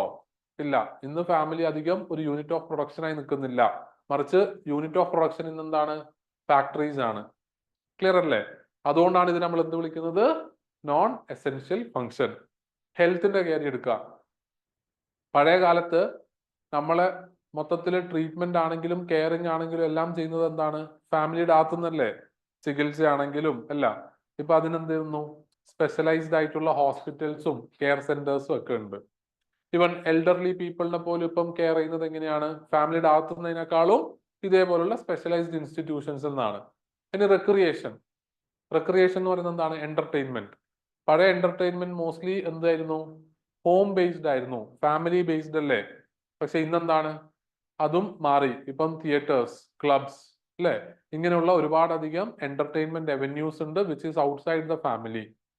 അപ്പം എസെൻഷ്യൽ ആൻഡ് നോൺ എസെൻഷ്യൽ ഫംഗ്ഷൻസിൽ നമ്മൾ മെയിൻലി നോക്കുന്ന എന്താണ്? ഫാമിലി കുറെ ഫംഗ്ഷൻസ് ചെയ്യുന്നുണ്ട്, പക്ഷെ ഇതിന് നമ്മൾ എന്ത് ചെയ്യാണ്? ക്ലാസിഫൈ ചെയ്യാണ്. ഈ എസെൻഷ്യൽ ഫംഗ്ഷൻസ് എന്ന് പറയുന്നത് ഇന്നത്തെ കാലത്തും പഴയ കാലത്തും എല്ലാം ഒരേപോലെ ഫാമിലി പെർഫോം ചെയ്ത ഫംഗ്ഷൻസ് ആണ്, അല്ലെ? ഇന്നും ഫാമിലിയിൽ പ്രൊക്രിയേഷൻ ഉണ്ട്, സെക്ഷൽ ഗ്രാറ്റിഫിക്കേഷൻ ഉണ്ട്, പ്രൊവിഷൻ ഓഫ് ഹോം ഉണ്ട്. എന്നാൽ ഈ നോൺ എസെൻഷ്യൽ ഫംഗ്ഷൻസ് എന്ന് പറയുന്നത് എസെൻഷ്യലി ഫാമിലീസ് പെർഫോം ചെയ്യണമെന്നില്ല. പഴയ കാലങ്ങളിലുള്ള ഫാമിലീസിൽ പെർഫോം ചെയ്തിട്ടുണ്ട്, ഇന്ന് വളരെ സെലക്റ്റീവ് ആയിട്ട് കുറച്ച് സ്ഥലങ്ങളിൽ മാത്രം, കുറച്ച് സൊസൈറ്റിയിൽ മാത്രം പെർഫോം ചെയ്യുന്നു. ക്ലിയർ അല്ലേ? അതിന് മനസ്സിലായോ? നീ ഡൗട്ട് ഉണ്ടോ? ഇല്ല. ഓക്കെ, ഇനി അടുത്തതാണ് നമ്മളുടെ സ്വന്തം താൽക്കോട്ട് പാർസൺസ്. ഓക്കെ, 8 മണി കഴിഞ്ഞോ? Okay, all right. അപ്പം നമുക്ക് താൽക്കോട്ട് പാർസൺസിന്റെ കാര്യം നാളെ ഡിസ്കസ് ചെയ്യാം. ഓക്കെ, നിങ്ങൾക്ക് ഇതുവരെ നമ്മൾ ഡിസ്കസ് ചെയ്ത കാര്യങ്ങൾ എന്തെങ്കിലും ഡൗട്ട് ഉണ്ടെങ്കിൽ ചോദിക്കാം.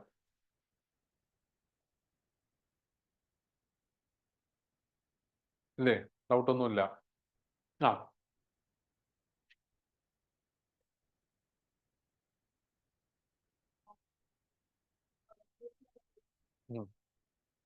കമ്പാനിയൻഷിപ്പ്. ആ, അതായത് ഈ ക്യാപിറ്റലിസം എന്ന് പറയുന്ന സിസ്റ്റം ഇപ്പൊ ഇവിടെ ചോദിച്ചിരിക്കുന്നത് ഈ ഡിവോഴ്സ് നടക്കാൻ ക്യാപിറ്റലിസവുമായിട്ട് അതിനെങ്ങനെ കണക്ട് ചെയ്യാൻ പറ്റും എന്നുള്ള കാര്യമാണ്. നമ്മൾ ഈ ഇൻഡസ്ട്രിയലൈസേഷൻ എന്ന് പറയുന്ന പ്രോസസ്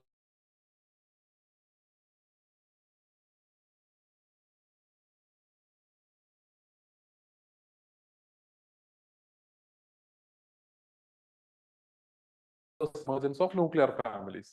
ഈ ന്യൂക്ലിയർ ഫാമിലീസ് വരുമ്പോഴാണ് ഡിവോഴ്സിനും സാധ്യത കൂടുന്നത്. ബിക്കോസ് ന്യൂക്ലിയർ ഫാമിലീസിൽ ഹസ്ബൻഡ് വൈഫ് അവരുടെ ചിൽഡ്രൻ എന്ന് പറഞ്ഞ് താമസിക്കുമ്പം ഈ ഒരു കമ്പാനിയൻഷിപ്പിനും ഇമോഷണൽ സൈക്കോളജിക്കൽ സപ്പോർട്ടിനൊക്കെ ഒത്തിരി റോൾ ഉണ്ട്.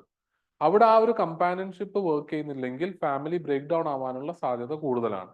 അതാണ് ക്യാപിറ്റലിസവും ഫാമിലിയിലെ ബ്രേക്ക് ഡൗണുമായിട്ട് നമുക്ക് കണക്ട് ചെയ്യാൻ പറ്റുന്ന ഒരു ഫാക്ടർ. രണ്ടാമത്തത്, ഇന്നത്തെ കാലത്ത് പറയുന്ന ഒരു കാര്യം, ഈ കൺസ്യൂമറിസം കൂടുമ്പോഴത്തേക്ക് നമ്മൾക്ക് എല്ലാത്തിൻ്റെ അടുത്തും ഉള്ള ഒരു വ്യൂ പോയിന്റ് എന്താണ്?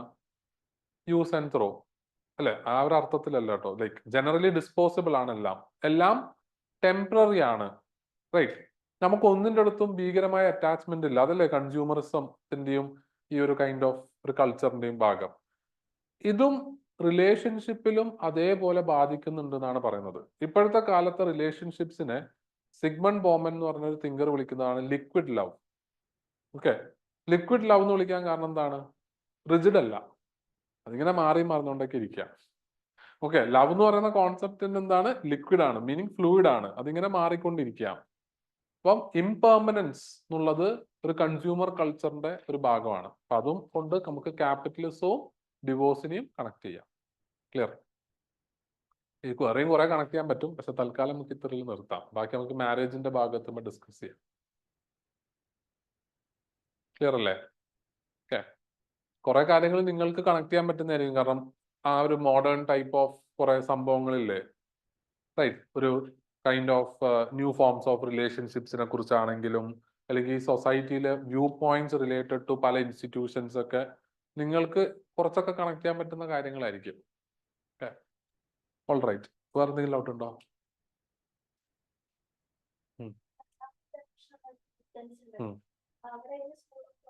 ഗിഡൻസ് ശരിക്കും നമ്മളൊരു പോസ്റ്റ് മോഡേൺ സ്കൂൾ എന്നാണ് പറയാം. അത് ഈ നമുക്ക് അതിനെക്കുറിച്ച്, ആ സ്കൂൾസിനെ കുറിച്ച് നമ്മൾ വ്യക്തമായിട്ടല്ലാതെ പഠിക്കും. ഗിഡൻസിനെ ഫങ്ഷണലിസ്റ്റ് അല്ല, ഒരു പോസ്റ്റ് മോഡേൺ സ്കൂൾ എന്ന് പറയാം. നമ്മളെ സിലബസിൽ അധികം ഇല്ല, പക്ഷെ എന്നാലും അതിനെക്കുറിച്ച് മനസ്സിലാക്കുന്നത് നല്ലതാണ്. So that will discuss. നമ്മൾ ഈ പെർസ്പെക്റ്റീവ്സിനെ കുറിച്ച് പറയുന്ന സമയത്ത് നമുക്ക് ഡിസ്കസ് ചെയ്യാം. ഓൺലൈൻ എന്തെങ്കിലും ഡൗട്ട് ഉണ്ടോ?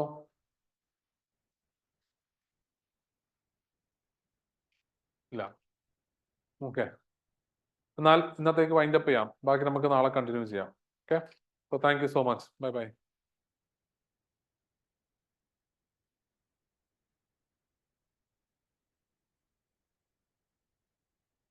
Thank you. Bye bye.